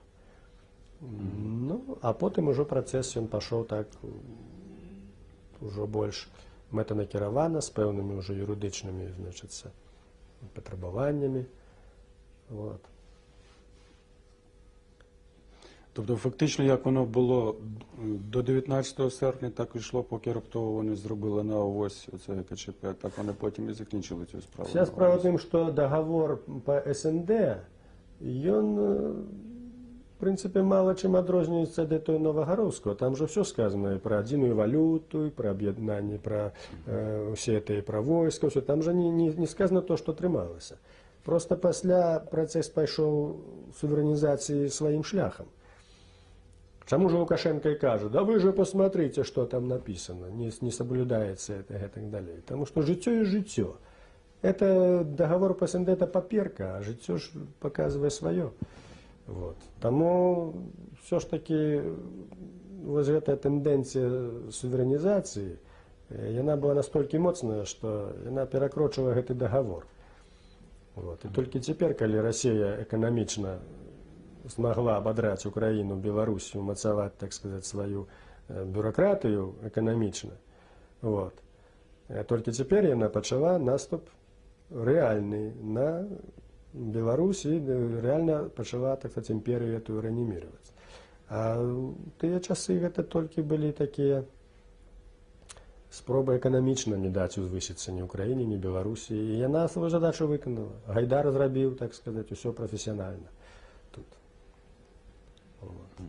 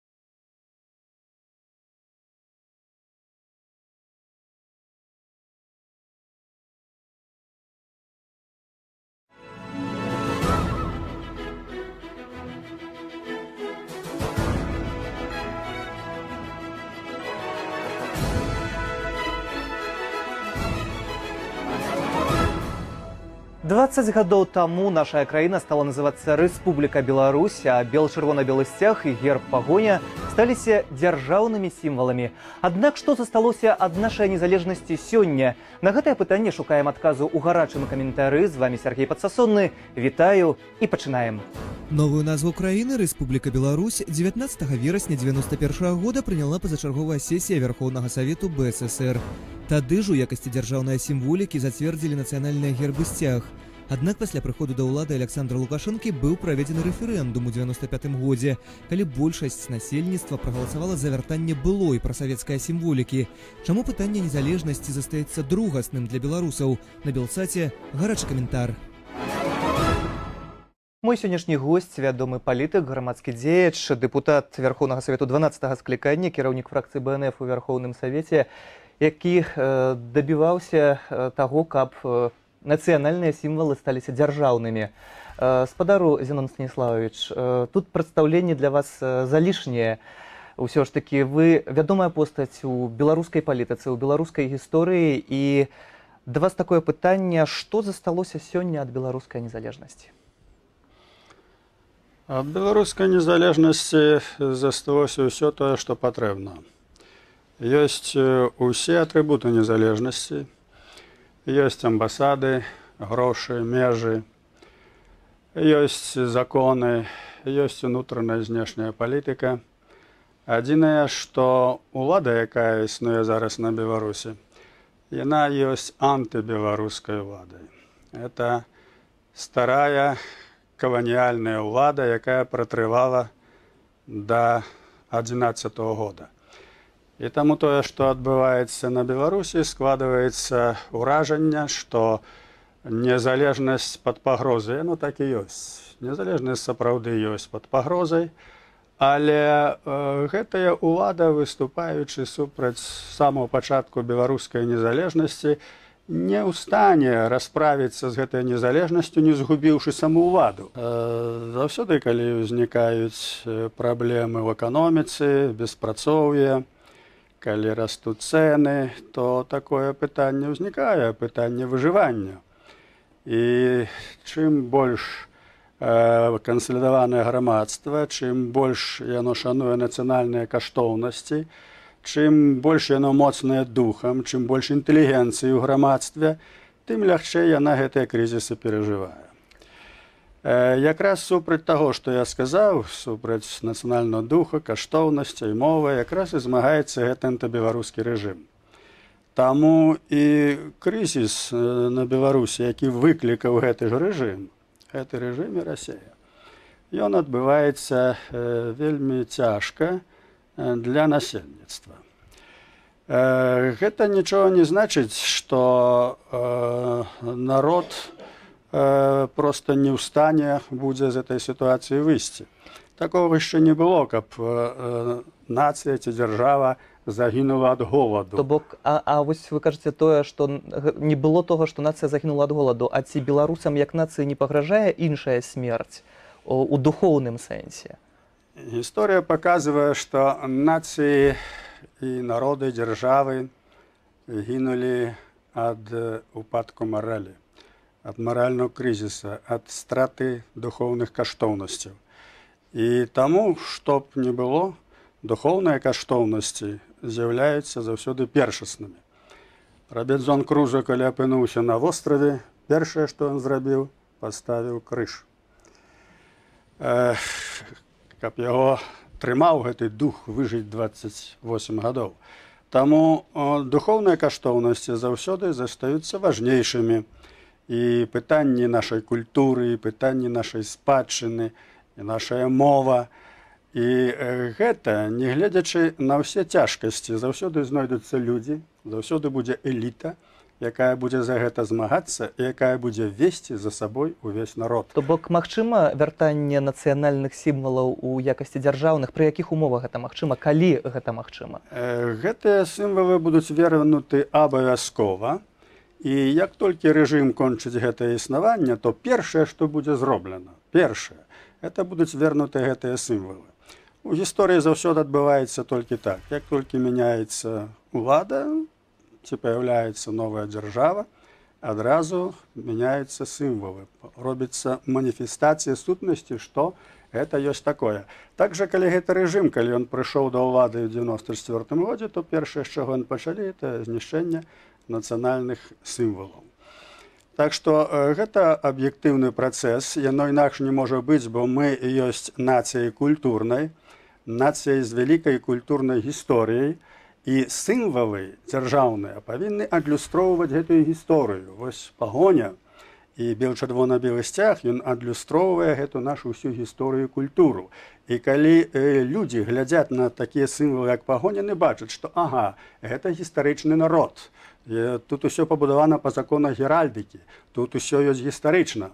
Новыя нацыі, скажем, у Афрыцы, якія выйшлі з плямён, якія не мелі гісторыі цывілізацыйнай, то ў іх сцягі гэта не адлюстроўваюць. Ёсць на новасцях з аўтаматам Калашнікава.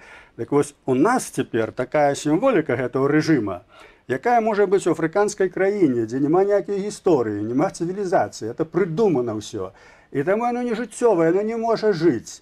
Як толькі гэты рэжым спадае, людзі адразу разбяруцца. Ну, чалавек жа не можа быць афрыканцам, калі ён мае пад сабой тысячагадовую гісторыю. Абвяртаючыся да 91-го года, вось вядомы факт, што ў авальную залу першаю унесла бел-чырвона-белы сцяг дэпутатка Галіна Сямдзянава. Яна, на жаль, адзін дзень не дажыла да сённяшняга дня. Яе учора не стала. Што б мы маглі сказаць пра гэтую жанчыну? Самые добрые слова мог бы я сказать про Галину Сямдзянову. И это великая страта для нас, что яна пайшла заўчасна жыцця. Я кажу, что гэта нас нішчыць Чарнобыль. Это вот гэтае несчастье. Что датычыць Сямдзяновай, то Галина Сямдзянова была вельмі прынцыповай дэпутаткай, вельмі надзейнай у палітыцы. І гэта быў чалавек, была асоба, якая прыйшла ў Народны фронт шляхам выбару. Это быў пераломны час, калі людзі выбіралі шлях. Яна была з ваеннай сям'і, яна была членам КПСС, уваходзіла ў раённую номенклатуру, і яна украінка па нацыянальнасці. І вось калі стаў выбар у Верховным Савеце, ці ісці з камуністамі, ці ісці з Народным фронтам, яна выбрала дэпутацкую фракцыю Народнага фронта, выйшла з КПСС, стала гаварыць па-беларуску і стала надзейным палітыкам, а номенклатура лічыла яе беларускай нацыяналісткай. Вось часта можна звярнуць увагу, што на беларускай палітычнай грамадскай сцэне жанчыны займаюць досыць значныя пазіцыі. І гэта датычыць Галіны Сямдзянавай. Таксама сённяшнія нашы знаныя жанчыны, гэта Наста Палажанка, Наталля Радзіна, Ірына Халіп. І вось жанчыны, якія таксама адбіваюць на нейкіх акцыях у міліцыянтаў, хлопцаў і мужчын, чаму часта беларускія мужчыны застаюцца ў баку, а жанчыны ідуць наперад? Ну, тут ёсць прычына даволі істотная. І яна, гэтая прычына, асабліва умацавалася за часы Савецкага Саюза. Калі мужчына беларускі ў сям'і не мог скарыстаць свае мужчынскія магчымасці, і ён проста не мог праявіць нідзе сваю ініцыятыву. А жанчына павінна была і раджаць, і дзяцей глядзець, і за домам глядзець. Фактычна, да яе пераходзіла больш актыўная частка сацыяльнага жыцця. І таму стала такой нормаю звычайнага савецкага чалавека. Ён прыходзіў з работы, аддаваў палучку жонцы, а потым прасіў на піва. Мужчына проста дэградаваў, як асоба ў сямейных абставінах. І гэта, відаць, усталявалася ўжо ў такую традыцыю і адбілася на агульнай ментальнасці. Гэта адзін момент. А другі момент – мужчына тады будзе актыўны і тады будзе змагацца, калі ён будзе змагацца за бацькаўшчыну. Калі яго будзе тут адчуванне, што на яго плячах ёсць лёс радзімы. Вот тады ён будзе мужчына, калі ён будзе мець нацыянальную сведамасць, ведаць, што такое мова, што такое наша культура. І за гэта трэба змагацца, калі трэба аддаць жыццё. Калі гэтага няма, калі тут савецкі чалавек, які не знае, зачем этот беларускі язык, гэты чалавек не будзе змагацца ні за бацькаўшчыну, ні за жанчыну, ні за сваю будучыню. Ён будзе старацца як бы прыстасавацца і як бы не пацярпець у гэтай сітуацыі. На жаль, мы маем такую папуляцыю. І заканчиваю, і гэтую сітуацыю, гэтую папуляцыю вынішчыла б толькі нацыянальная палітыка, калі была б нармальная нацыянальная дзяржава, якая праводзіла б нацыянальна-культурную палітыку і ў эканоміцы і ў культуры. Тады вырастае пакаленне з нармальным поглядам на жыццё. Тое, што адбылося зараз, 17 гадоў гэтай цемры, рабства, хамства і хлусні, гэта проста нацыянальная катастрофа, таму што вырасла цэлае пакаленне ў такіх умовах, якія ненармальныя, а яно нічога лепшого не бачыла. Яно думае, што это нармальнасць. Што ж, ўсё ж такі, можа, ёсць нейкая надзея на тое, што іншае пакаленне прыйдзе, зменіць у нашай краіне нешта. Дзякую вам за размову. Дзякую, мой сённяшні гость у студыі, вядомы палітык, грамадскі дзеяч, дэпутат Верховнага Савету 12-го склікання Зянон Станіславович Пазняк.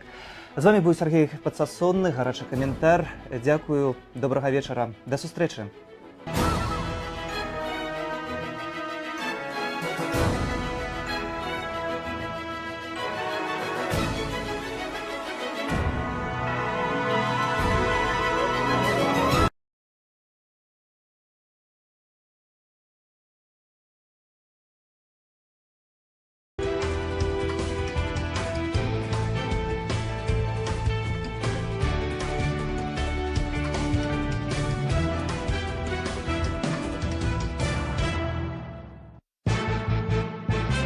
Вітаем, гэта 2 на 2 на тэлеканале Белсат. Я Павел Мажэйка, мой калега Дмітрый Гурневич.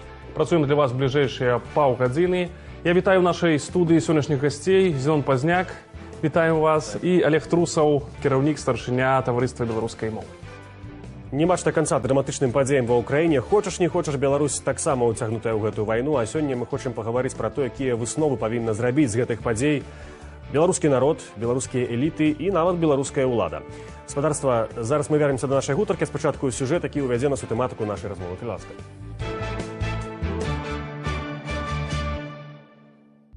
Раз'юшаны мядзведь, нацыя, якая звар'яцела, дзяржава, што паставіла пад сумнеў міжнародную сістэму бяспекі, такія акрэсленні апошнім часам гучаць у бок Расіі. Наш галоўны вайсковы і палітычны саюзнік вярнуў у Еўропу непакой, страх і небяспеку вайны. Эканамічная ды энергетычная залежнасць ад Масквы змушае Беларусь трымацца курса гэтак званага старэйшага брата, які намагаецца аднавіць свае тэрытарыяльныя ўплывы на землях, што належалі да рэвалюцыйнай Расіі. Гэтыя палітычныя амбіцыі хаваюцца за шчытом рускага міра, які, на думку Крамля, знаходзіцца пад пагрозай ліберальных ідэй з Европы. Насамрэч, Пуцін паводзіць сябе як лідар тыповай метраполіі, што бароніць свае каланіяльныя інтарэсы. Менск у гэтай сітуацыі спрабуе супраціўляцца, паказваць сваю самастойнасць, а Лукашенка верціцца як вуш на маскоўскай патэльні, каб даказаць сваю лаяльнасць. І, крытыкуючы Маскву, стараецца не перагібаць палку, дэкларуючы вечную любоў да Расіі матушкі. Тым часам 60% беларусаў, што сталі ахвярай расійскай прапаганды, пазітыўна ацэньваюць анексію Крыму, але пры гэтым большасць грамадзянаў нашай краіны са страхам у вачах назіраюць за вайной на ўкраінскім Донбасе. Але хвалявацца нам у гэтай сітуацыі не выпадае, бо Владзімір Пуцін, што распаліў вайну на ўсходзе ўкраіны, не ўспрымаецца ў Беларусі як ваяўнічы параноік, што з мячом схаваным за спінай пайшоў на братоў славянаў. Міфічны вораг жыве на захадзе, дзень у дзень тлумачыць нам расійскі прапагандысцкі рупар. Расійская мова і пуцінскія вайсковыя базы на тэрыторыі нашай краіны – вось што яднае нашчадкаў савецкага мінулага, кажуць нам расійскія гебельсы з тэлеканалаў. Самае сумнае ва ўсім гэтым, што беларускі палітык нумар 1 не ў стане абараніць нас ад гэтых імперскіх клішэ, ды і навошта, магчыма, кажа ён сабе. Лаяльная расійскаму рэжыму Беларусь – гэта галоўная перадумова палітычнага даўгалецця Александра Лукашэнкі.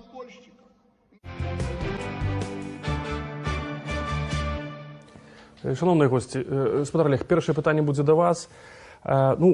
У гэтай всей сітуацыі, якая сёння пануе на ўкраіне, такую невымерную важнасць набывае пытанне, а што ж Беларусь, што нас чакае, у якім кірунку зараз ідзе наша краіна ў сувязі з гэтымі падзеямі на ўкраіне? Трэба сказаць, што ўпершыню за годы кіравання вядомага нам чалавека Беларусь спрабуе ісці ў нейкім сваім накірунку, не ў фарватары з Расіі. Хаваецца ў бульбу, там мяняе нейкія акцэнты, і гэта ўжо добра. Гэта славуты трэці шлях? Так, нейкі мацае свой трэці шлях. А это чаму? Таму што все-таки 23 гады незалежнасці пустую не прайшлі, новае пакаленне, новыя людзі, і беларусы ісці ваяваць расійскае войска не хочуць. Таму упершыню наша краіна пачала неяк па-іншаму сябе паводзіць. То есть нейкі трэці шлях. Таму еўрапейцы сюды пачалі прыязджаць. То есть, конечно, гэта ўсё такое яшчэ размытае, но ўжо не тое, што было да ўкраіны. Але гэта значыць, што вы, прынамсі, у сітуацыі з Украінай вы пазітыўна ацэньваеце дзеянні сённяшняй улады? У нейкай ступені, маленькай ступені, не цалкам. Але сам факт, што яны, як кажуць, не пасылаюць наш АМАП у Донбас, то это ўжо добра. Спадар Зянон, вы думаеце, што сапраўды ёсць некае балансаванне Беларусі ў гэтай вайне Украіны з Расіяй, ці ўсё ж такі некі бок, де Беларусь заняла? Афіцыйна, мы кажам, прынамсі. Безумоўна, гэты бок заняты даўно, гэта бок Расіі, бок Пуціна. Падабаецца гэта рэжыму ці не падабаецца, але ён зрабіць нічога не можа.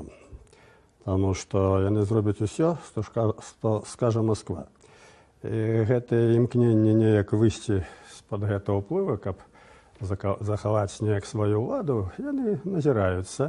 З боку Москвы практычна няма ніякіх супярэчнасцяў, гавары, што хочаш. Але все ж таки імкненне ёсць выйсці з-пад... Імкнення дзяржаўнага няма. Ёсць імкненне чалавека нейкім чынам не утрымацца ва ўладзе.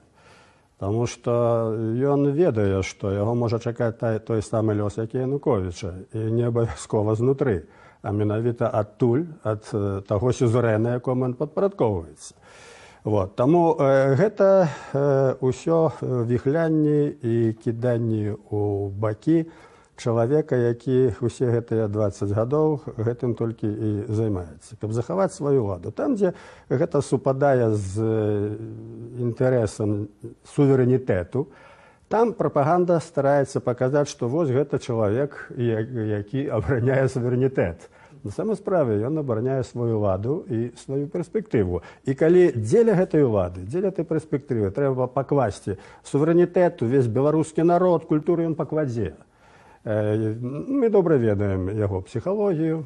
Але гэта атрымліваецца палітыка такога, я не ведаю, аднаго дня, ці сапраўды, як это кажуць, пасля мяне хоць потоп, так атрымліваецца. Не важна, што будзе далей з краінай, так? Бо хочам не хочам, але Лукашенка сёння, як бы там ні было, ён знітаваны сёння з лёсам Беларусі. Мы мусім таксама пра гэта казаць. Справа, што і Сталін быў знітаваны з лёсам Расіі, і фюрер быў так знітаваны з лёсам Нямецчыны, што это вызначыла іх лёс на 60 гадоў наперад, на 70.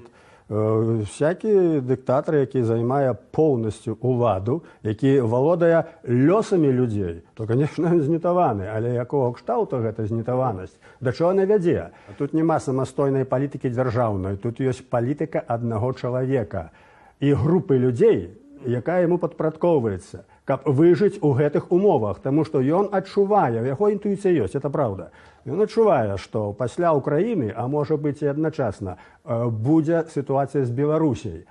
І ён адчувае, як гэта можа быць. Тым больш, што руская прапаганда перад усякімі выбарамі яны палохаюць яго, што будзе замена, ўжо будуць столько чалавека ставіць. Прапаганда эта расійская нам сапраўды здолела шмат крыўды і нарабіць у галовах беларусаў. У нас пытанне, можа, падумалі это пытанне, наколькі моцна яны паўплывалі. Ці асабліва не складана было гэта зрабіць? Не, тут сітуацыя такая, што ўсё залежыць у самасвядомасці народа, этнаса.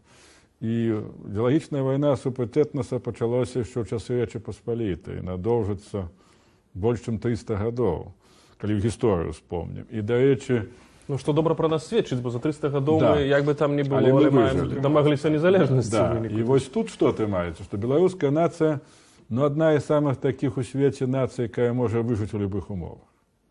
Это добра ці... Это цудоўна, бо каб не выжылі, мы тут не сядзелі б. Дзе тыя таўры, як пісаў Караткевіч? Крым ёсць, а таўраў няма. А мы ёсць, і мы будзем, і мы пераможам, гэтым я не сумняваюсь. Тым больш, што пачатак мадэрновай нацыі, першы беларус палітычны, это Каліноўскі. 150 гадоў прайшло назад, а калі верыць Гумілёву, расійскому ідэолагу, для новай нацыі трэба 180. Але пытанне, у які бок зараз усё это ідзе? Ўсё ж такі падзеі там трагічныя, драматычныя. Мы ў нейкім сэнсе як бы назіральнікам на назе Беларусь, але ў пэўным сэнсе ўсё ж такі удзельнічаем. Прымаем, беларусы воююць, на жаль. Воююць на двух баках. На двух баках. Удзельнічаем. Але ў любым выпадку, як я лічу, як гісторык, што ўсё ж такі ўчасткі людзей абыякавых паступова з вачэй гэта плёнка спадае. І калі я размаўляю з чалавекамі, які хваліцца, што Крым наш, а я пытаю, прыйдзе Расія, а твой унук пойдзе ў расійскае войска. Не хачу, каб ён ішоў на вайну. Ну і калі можна прадоўжыць, то я хацеў бы акцэнтаваць некаторую вашу ўвагу на тым, што ўсё ж такі адбываецца. Бо тут не абыдзешся без нейкіх трошкі тэарэтычных такіх меркаванняў, бо яны даюць парадыгму з'явы, што ёсць, што мы перажываем, які перыяд. Бо перамены адбыліся настолькі хутка, што людская сведомасць не паспявае з гэтымі пераменамі. Яны не могуць успрымаць новую рэчаіснасць, якая кардынальна перамянілася. Дык вот адбылося што? Адбыўся крах сістэмы бяспекі, якая выпрацавана была пасля вайны. Яе больш не існуе. Ніякіх пагадненняў, ніякія там мемарандумы, якія прымаліся, нічога. Гэта нічога не існуе. Пачалася такая самая палітыка, якая была ў 30-х годах у часы Сталіна і Гітлера. Гэта самая палітыка. Гэта один момант. Другі момант, што появілася классичная фашистская концепция «русский мир». Это классичная фашистская концепция, яна у пэўнай ступені клон з гітлерскай канцэпцыі жыццёвай прасторы. Lebensraum. Так, дакладна.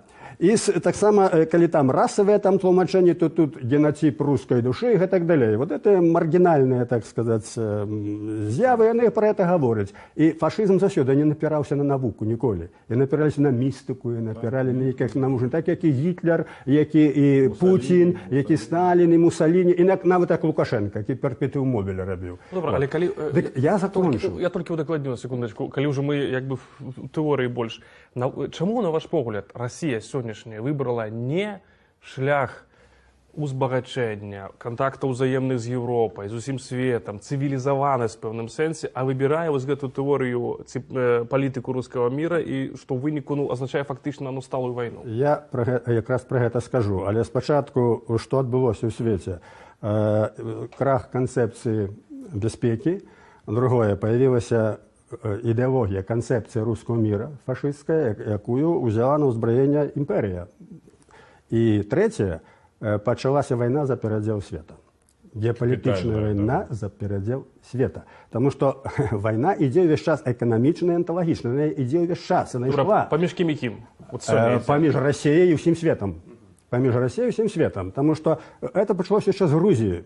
Але тады не заўважылі, таму што не хацелі это заўважыць.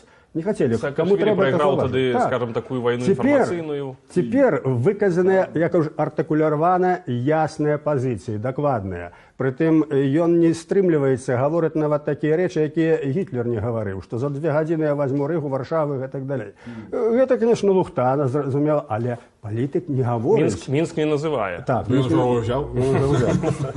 Таму вот гэты момант вельмі важны, што адбылося ў свеце, і людзі яшчэ не паспяваюць это зразумець. Яны не разумеюць, што адбываецца на ўкраіне. Яны не разумеюць вот гэтай прапаганды. І гэта істотна. І другое. Ну, я так коротенько скажу, что гісторыя, якая даследуе вайну, яна мае шмат відаў вайны, там падвіды і так далей. Я падзяліў бы на 3 асноўныя віды. Гэта геапалітычная вайна, гэта эканамічная і анталагічная, это на ўзроўні культуры. І ёсць метады вайны. Гэта агрэсія, фронтальная агрэсія, гэта унутраная акупацыя, і гэта гібридная вайна. От што адбываецца зараз? Зараз Расія, маючы ўжо гэтую ідэалогію агрэсіўную фашыстоўскую, яна уступіла на шлях геапалітычнай вайны, збройнай. Гэта вельмі істотна, таму што гэта ўжо не вернецца, яно ўжо пойдзе далей. Яно пойдзе, і таму мы можам прагназаваць. Пытанне вялікае, што ў гэтай сітуацыі, якое будзе месца Беларусі? Мы краіна невялікая, у параўнанні, скажам, з Расіяй ці з Украінай. Спадар Олег, што ў гэтай сітуацыі, як будзе выглядаць месца Беларусі? Лічучы, што мы залежны, що ж такі Лукашенко цалкам залежны. Разумееце, вот на маю пункту гледжання, што нам трэба зараз все зрабіць, каб вайна не прыйшла на нашу тэрыторыю узброеная. Бо па ліках навукоўцаў, каб наша мадэрновая беларуская нацыя канчаткова перамагла, нам трэба яшчэ гадоў 20-30. І нам надо гэтыя 20-30 гадоў пражыць без вайны. Але вы разумееце, што гэта азначае, это азначае, што мы павінны аддаць, па вялікім рахунку, аддаць сваю незалежнасць. Не. Суверэнітэт то ўжо фактычна аддалі. Справа ў тым, што... Трэба пагаджацца, калі побач са сусед, які ваюе, які ўжывае, удзельнічае ў этой гібриднай, вядзе гібридную вайну, атрымліваецца так, што альбо ты пагаджаешся з ім і ідзеш па фарватары яго палітыкі, альбо ваюеш з ім, так атрымліваецца? Не абавязкова. Тут ёсць розныя ў гісторыі прыклады, калі былі такія прыклады, напрыклад, Літва. Далёка хадзіць не трэба. Літва в Советский Союз ушла маленькая, а вышла великая. Без войны. На 1/3 повеличила территорию. Вось прыклад, як маленькі народ, які мае што праблема не вырашыцца па вялікім рахунку, самасвядомасць, Расія заўсёды будзе каля нас, і гэта не вырашыцца. А можа і не будзе. Дарэчы, многія расійскія аналітыкі кажуць, што вайна ў Крыме канец Расіі. Пачытайце, ад Быкоўскага да Неўзорава. Яны кажуць, тут авантюра. Ну гэта меркаванне толькі аналітыка. І самае галоўнае, не выключана, калі будзе нармальная палітыка, к нам прыйдзе і Брянск, і Псков, і Смоленск, яны гэта хочуць. Вот што можа быць. Давайте так. Я хотел бы продолжить твое питание, бо оно істотне. Якраз у корень, что будет и что нам робить. Конечно, правильно, что нам бы пожадано было позбегнуть и так далее, але это не удастся. Что бы мы не хотели, это доброе пожадание. Правила диктует Россия. І не тільки нам, у всій Європі, і в тим ліку Америці. Не треба недооцінювати ні гэтую політику, ні їхній потенціал, ні їхні можливості. Слабость Заходу невероятная зараз, і Америки. У принципі, вони можуть виграти і конвенціональну війну зараз, звичайним озброєнням, тим більше ядерную. Тобто за 2 тижні візьмуть. Плюс війна, агресія, ненависть у крові сонячної Росії. І аргументи, я тут не хочу, вже на мало часу, я мог привести аргументи, які до этой політики Путіна треба відноситися вельми серйозно. І не думати, що тут Росія розвалиться, розпадеться, нічого не буде. Це те саме, як європейці думають, що економічні тяжкості узникнуть такі, що русский народ повстане і так далі. Ніколи в житті він не повставав. Супроть власного керівництва. І не повстане. Це зовсім не той народ, не тая ментальність, не тая ситуація. І ми це цудовно ведаємо. І тая група, яка керує в Росії, так само цудовно це ведає. На жаль, аналіз показує, що ми не зможемо, як би ми не старалися, ми не зможемо позбігнути того, що буде робити Росія. А Росія обов'язково Білорусь забере. Коли Захід нічого не буде, а нічого не буде робити Захід. Ближайшие 2 роки нічого не буде робити, він не може нічого робити. І у виніку ми не зможемо позбігнути війни. Яка вона буде? Вона буде збройна, вона буде з зеленими чоловічками, вона буде шляхом просто політичного перевороту, постановлення нового чоловіка, бо узникне таке питання, коли треба цей балкон забрати. Это, коли от забереться Білорусь зараз, це величезніша перемога буде Путіну. Все, правильно. Захід стане на колені. І вони можуть на це пойти. І це рихтується. Це рихтується, ну, накольки я ведаю. Значиться, що може Білорусь супротивставити? Коли буде супротивставляти, аби не було війни, це кінець. Це лозунг, який не повинен бути. Это пошло от пацифизму после Первой Всесветной войны. Это пацифизм довел до того, что Европа стала безоборонная, в мозгах безоборонная. Не разумеют, як не разумели Гитлера, хотели улагодить диктатора, так не разумеют Путина. И гэты рештки этого пацифизму, они выявляются зараз во всей Европе, в том лику у нас. Але, коли ворог иде, той, кто не сопротивляется, той терпит поражение. Это будет аннексия по воле народа. Яны так зробяць прапаганда. Як толькі будзе супраціўленне, хай яно будзе невялікіх груп, яно будзе збройнае, пачнуць страляць, пачнуць змагацца за незалежнасць, хай сабе это будзе невяліка, но потым будзе павялічыцца. Па-першае, гэта будзе прыклад для других людей, что они сопротивляются. Это для международной супольности, что было сопротивление, и нават калі поражение будет, то на будучыню, бо это будет трагичное поражение, на будучыні есть основа для незалежности. Дарэчы, пытанне сведчыць пра тое, што большасць беларусаў гатовыя. Давайте працягнем думку, спадар Олег, паглядзім на пытанне. Тое самае, пра што наша сённяшняя тэма, які высновы з украінскіх падзеяў. Так, давайте секундочку, паглядзім на пытанне, што думаюць пра гэта людзі. Наш калега Алесь Кіркевіч задаў пытанне гэта, і пасля вашего докладника. Кажуть, дурны вучыцца на сваіх памылках, а разумны на памылках суседа. Ці могуць беларусы вучыцца на памылках сваіх суседзяў? Давайте спраўдзім. Добрый дзень, кароткае пытанне. Як вы думаеце, ці можа Беларусь вынесці нейкія урокі з тых падзей, якія зараз адбываюцца в Украіне? Можем уроки, конечно. Якія? Треба жить мирно, да, и чтобы войны не было. У нас, я думаю, такое не будет, что как на Украине подей. Тут обстановка стабильная, поэтому наш народ как-то более сплоченный, я думаю, до этого не дойдет.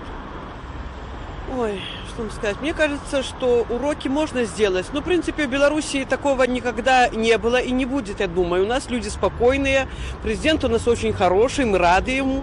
Ну и, в общем, я думаю, у нас все будет хорошо. В общем, надо придерживаться того, чтобы все было нормально в стране. жить со всеми народами в мире и в спокойствии. А чому так відбулося в Україні? Чи може подобне відбутися в Білорусі, як ви думаєте? Нет, в Беларуси, мне кажется, нет. А вот то, что в Украине, вы знаете, там как-то всю жизнь Запад с Востоком не дружил. Не дружил. Потому что я сама с Украины, поэтому я знаю. Не знаю, отставить свою независимость тоже от России. Ну, я, допустим, я не поддерживаю политику России в данном случае. То есть мне кажется, что Россия по отношению к Украине выступает как агрессор. Ну, это мое личное мнение, потому что у меня там родственники, у меня там отец, у меня там семья в Донецке. Ну, я так считаю. Более активные люди могут, допустим, устраивать какие-нибудь акции, там, ходить с плакатами. То есть они могут говорить об этом. Люди должны говорить о том, что их беспокоит, что они не хотят войн. То есть... Ну, какие-то уроки, конечно, может вынести для себя Беларусь. По крайней мере, что такого не должно происходить. Все-таки целостность народа какая-то должна существовать. У народа должна быть единое мнение. А уже политики должны делать выводы для себя, исходя из мнения народа. Конечно, повинні зробити які уроки, але перш за все треба розуміти, що перш чим почати щось, треба вельми добре подумати, що буде потім. Бо з України тепер ми бачимо, що не всі розуміють, з чого все почалося, але до цієї пори нічого, ніякі висновки, нічого не зроблено.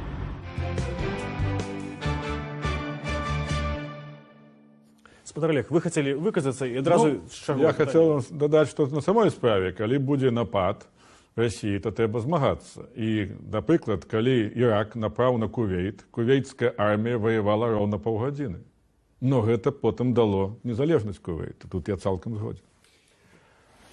Я по поводу того, что мы бачили. Вы ведаете, я не перший раз бачу вот такие опытания. Лічу, что они абсолютно непродуктивные и пустые. Они просто показывают, наколькі люди глядят русское телебачення. И больше ничего. Але это так само реально. У 30-е годы, когда голосовали целыми цехами, заводами смерть врагам народа, смерть троцкистам и так далее. Это массовая психология, которая манипулируется. Это реальное життя, это реальные люди, ну так, это реальные люди, які зманіпулювані, послухайте. Вони зманіпулювані русским телебаченням. Это люди зашорені. Вони не знають реаль, потім вони не аналізують, вони беруть те, що вони побачили у телебаченні. А глядять вони тільки одно телебачення, російське. Ось, тому це тільки ілюстрування вот того, як дзейнічає пропаганда. Так менавіта, і зараз ми переходимо до чергового питання у той ситуації, як себе повинна туди поводити еліта, бо я розумію, що супроць російських СМІ, гэтай пропаганди, што можна супрацьпаставіць? Натуральна, незалежныя СМІ, але таксама эліту. У якой сітуацыі, што яна мае рабіць? Эліта павінна рабіць у інтарэсах дзяржавы павінна. Это значыць, што калі пачнецца, оно пачнецца, так ці інакш, можа быць у наступным годзе, таму што ў наступным годзе выбары будуць. Могуць скарыстаць гэта. Хаця я сумняваюся, тут пакуль што Лукашенко і выгадны і патрэбны. Вот. Это ідзе чыста такая хваля. Але з другого боку, ім вельмі трэба замацаваць сваю палітыку на Ўкраіне менавіта поспехам на Беларусі і проста паставіць Захад на калені. Захад нічого не зробіць. Нават каб яны кінулі бомбу дзе-небудзь на Таллін ці што, Захад нічога б не зрабіў бы. Атамную прытым. До речі, нема законодавства по уживанню тактичної ядерної зброї. Докладно. Но можете уживать, вы ничего не зробите. Это пробелы целые в международном законодавстве, потому что Захад разброился у літеральному сенсі. Європа, скажімо, вона не здольна нічого супротивставити зараз. У їх нема армії. Ну, добре, ви кажете, то, що повинна бути, коли, не дай Боже, буде вот эта вот агресія з боку Росії. Але сьогодні, що робити, як працювати з гэтими людьми, яких ми бачимо на екрані, яких, ви кажете, може тільки національна еліта. Росіяни, наприклад, виходять, хай би там не було 20-30 тисяч, вийшли на антивоєнний мітинг, марш, який підтримали Україну. То в Росії, де це справді значно злочинство, скажімо так. Це наша мова. 25 годин у сутки розмовляють по-білоруську. И все. Потому что чему супраць мовы уже 300 год ведется война.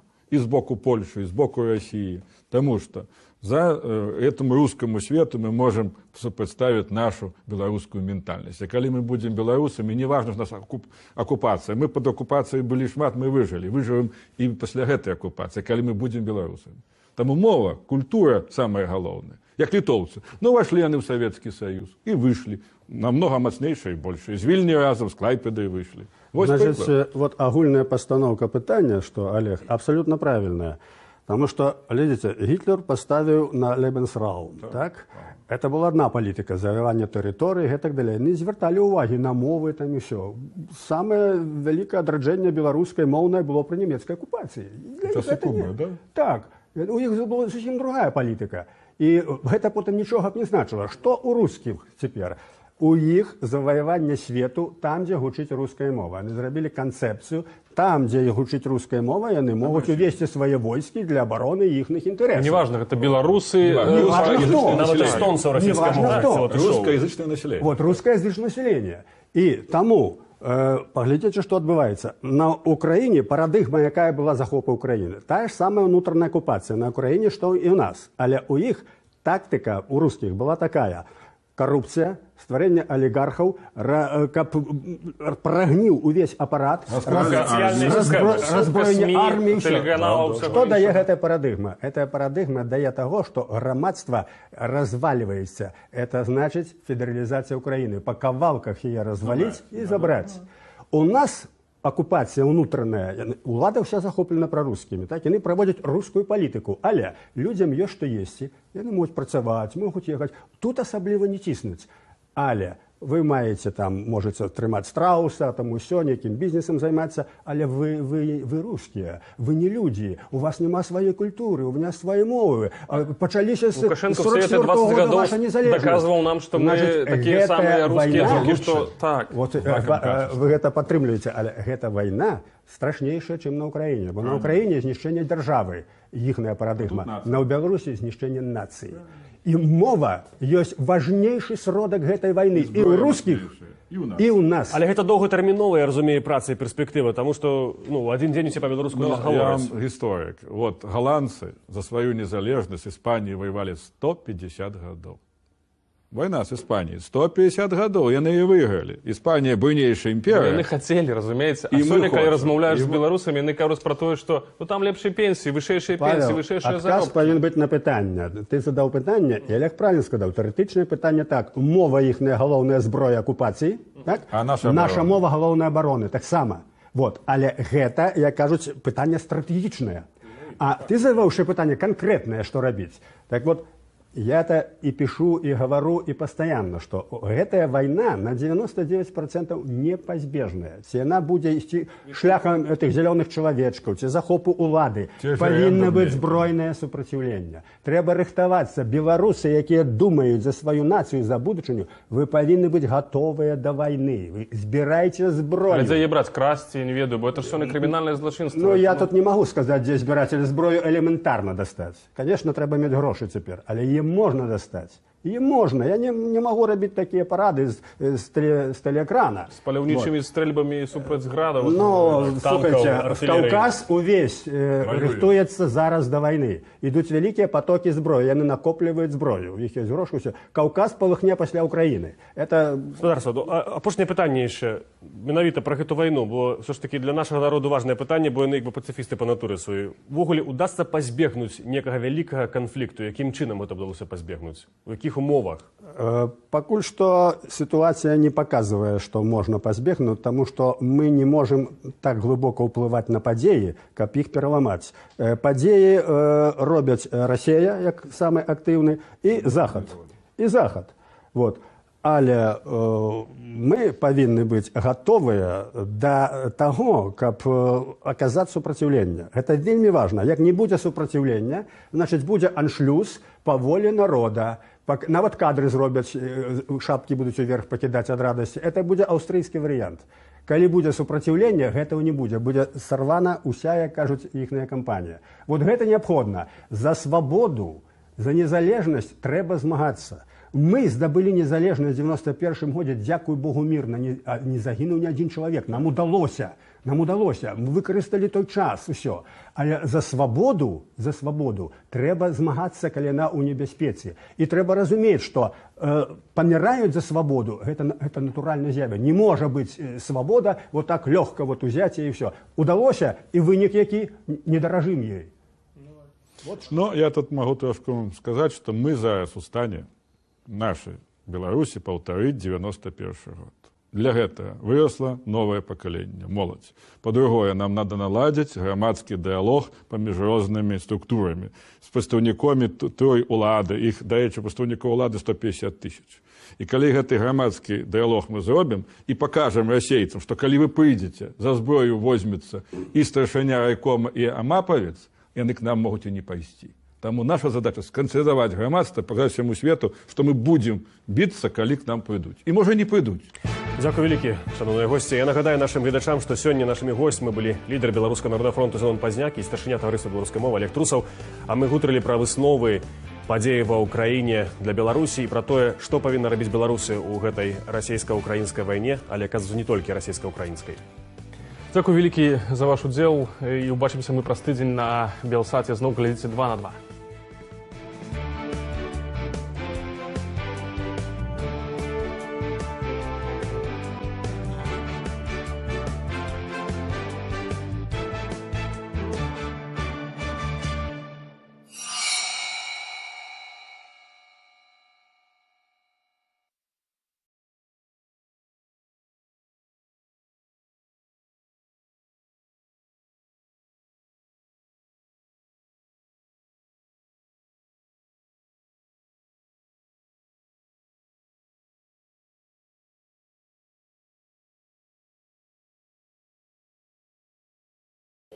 Мы повинны усыновлять самое главное, что на ўсходзе, у России, уся улада належыць КГБ.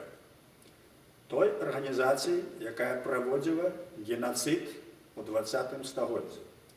Той, якая знішчыла мільёны людей. Той, якая зараз не контролюемая нікім у іхнай краіне, якая валодае магутнай зброяй, і якая распачала вайну, якая распачала агрэсію на Украіне, якая заяўляе аб тым, што робіць стаўку на сілу і што гэтая вайне будзе працягваць. І другі момант, а што з гэтага вынікае? А вынікае тое, што рэальнасць вайны вельмі верагодная. І калі мы, беларусы, будзем думаць, што у нас не адбудзецца тое, што на Ўкраіне, мы можам глыбока памыліцца. Трэба рыхтавацца. Ад нас шмат залежыць, як мы падрыхтуемся.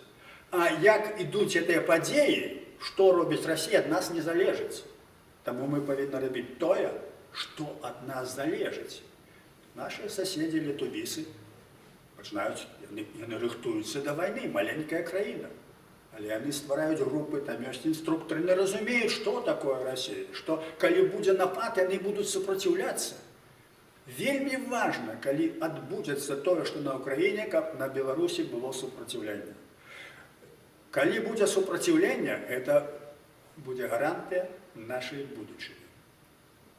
Што мы, як дзяржава, мы, як нацыя, захаваемся. Вельмі важна, я не раз пра гэта кажу. І гісторыя не раз гэта засведчыла, што тыя, хто супраціўляецца агрэсіі, тыя атрымліваюць падтрымку ўсяго света, і тыя маральна сведчаць, што яны абараняюць сваю свабоду. Калі гэтага не будзе, значыць, нас няма.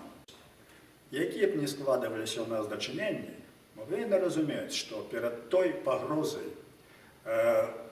новага фашызма, які ідзе з Расіі, того рускага міра, павінна у нас быць салідарнасць і адзінства нашай нацыі. Бо яны пагражаюць менавіта нацыі, менавіта нашаму існаванню. Так як яны не прызнаюць вялікую краіну, кажуць, гэта не народ, такого народа няма, такой мовы не існуе. Это поўная дзікасць, потому што, рэальна же другая. Що вони гэта кажуць. І абалваненыя масы насельніцтва расійскага гэта і вераць. І пойдуць страляць, і ідуць страляць, і забіваюць там. Тое сама будзе ў нас. Таму наша найвялікшая зброя – гэта наша нацыянальная культура. Гэта адзінства і салідарнасць усіх нас на аснове нашай культуры, на аснове нашай гісторыі, і на аснове нашай мовы. Это наймагутнейшая зброя. Тады мы адзіныя, тады адзінства. Тады, нават калі мы прайграем у гэтай вайне, мы не пераможныя. І тут істотна заўважыць адзін момент. Апошнія, асабліва апошнія 20 гадоў акупацыйнай палітыкі на Беларусі прывялі да знішчэння беларускай школы, да русіфікацыі. І масы беларусаў вучыліся ў рускіх школах. І многія не тое, што не гавораць па-беларуску, не ведаюць беларускай мовы. Так вось, мы павінны разумець, што нашая мова – гэта ёсць нашая мова. І нават калі беларус, які не можа ў выніку абставін гаварыць па-беларуску, але трэба шанаваць нашу мову, шанаваць тых людзей, якія гавораць, падтрымліваць, бо гэта ёсць наша каштоўнасць. У будучыні все будзе по-другому. Калі у нас будзе свабода, будзе наша дзяржава, усё вернецца. Это будзе ў нашых сілах. Але цяпер наше адзінства павінна быць на пашане да нашай мовы. Руская агентура стараецца убіць клін беларусаў, якія гавораць па-беларуску, натравіць на беларусаў, якія гавораць па-руску. А русских наоборот, что, мовляв, вот тут уже починается конфликт под белорусами. Такая самая палітика ідзе на Украине. И треба разуметь, что это все не натурально, это все агентурные придумки, это все імкнення натравить одних на других. Мы повинны памятать, что мы есть белорусы, один народ. Один историчный народ, наследники Великого княства Литовского. Мы повинны ведать нашу историю, нашу культуру, наш фольклор. И наша мова есть белорусская. И мы все ее шануем и поважаем. Нават коли мы на ее не говорим, але мы знаем, что это наша мова. Исторично это подтверждено не раз. Наивеликшее подтверждение – это створение державы Израиль. Вы ж подумайте, это феноменально. Иврит уже стал мертвой мовой, уже никто на него не говорил, не ведал. Створили державу Израиль и отродили мову, отродили культуру. Тому это есть наша сила и наша основа. Это первое. И другое. Мы повинны разуметь, что есть речи, які ад нас не залежаць. Гэта развязывание Москвой войны. 99% того, что война будет. Шанс невялікі. Мы это бачим. И когда мы начнем думать, что нечто там отбудется, что мы не можем это поверить, что там некие добрые слова начнем говорить, это то же самое, как страус ховая голову в песок. Так не можно. Мы повинны заходить того, что реальность и погроза вельми великі, треба до її рихтуватися. Але, з другого боку, той окупаційний режим, який в нас існує, і він є сателітом Москви, це абсолютно продажний режим, який знищає все національне, нашу культуру, бізнес, все. Ми бачимо, що відбувається, тут не будемо вже об этом говорити. То у цій ситуації я повторю те, що говорив, як мы, белорусы, повинны до этого рихтоваться. Задача такая, как оказать сопротивление. Зараз все белорусы, патриоты, все белорусы, які зрозумели, что идет великая погроза з усходу, повинны до этого рихтоваться не только на уровне солидарности культурной, а и конкретно. Треба рихтовать зброю, треба рихтовать группы людей по 2 чоловіки, які готові у певний період, а цей період, коли настане, то це їм не настанеться, виступити на оборону своєї батьківщини. Ми знаходимося в вельми специфічному стані. У нас не така ситуація, як на Україні. Але ми, патріоти, ті, які їдуть зараз воювати і воюють у Донбасі, з червоно-білим стягом, допомагають українцям. І вони кажуть, що вони воюють за свободу України, свободу Білорусі. Бо перемога на Україні – це перемога на Білорусі. Це люди розуміють. Іх спачатку былі адзінкі, зараз дзесяткі, іх больше. Так і мы на Беларусі, патрыёты, павінны разумець, што мы павінны канкрэтна рыхтавацца. Мы павінны ведаць, Беларусь насычана зараз маскоўскай агентурай. Войска, урад і гэтак далей. Трэба ведаць, дзе, хто ёсць хто. Это неабходна.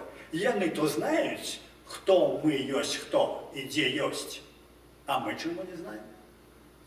Мы павінны ведаць. Мы павінны ведаць, дзе знаходзяцца іхныя ваенныя часткі на Беларусі, якія без апазнавальных знакаў альбо са знакамі беларускага войска існуюць і ходзяць па Беларусі. А такі ў Мінску ёсць. Я ўжо пісаў, паказваў канкрэтныя адрасы, дзе ёсць ваенныя войскі на вуліцы Якуба Коласа, дзе яны стаяць. Это рускія войскі. Лукашенко шмат нарабіў такога, і самалёты рускія ёсць, і ў Бабруйску, і ў Барановичах, і шмат што не фіксуецца. Гэта мы ўсё павінны ведаць, бо гэта чужыя людзі увайшлі са зброяй на нашу тэрыторыю. Яны плануюць захоп нашай тэрыторыі і знішчэння нас як нацыі.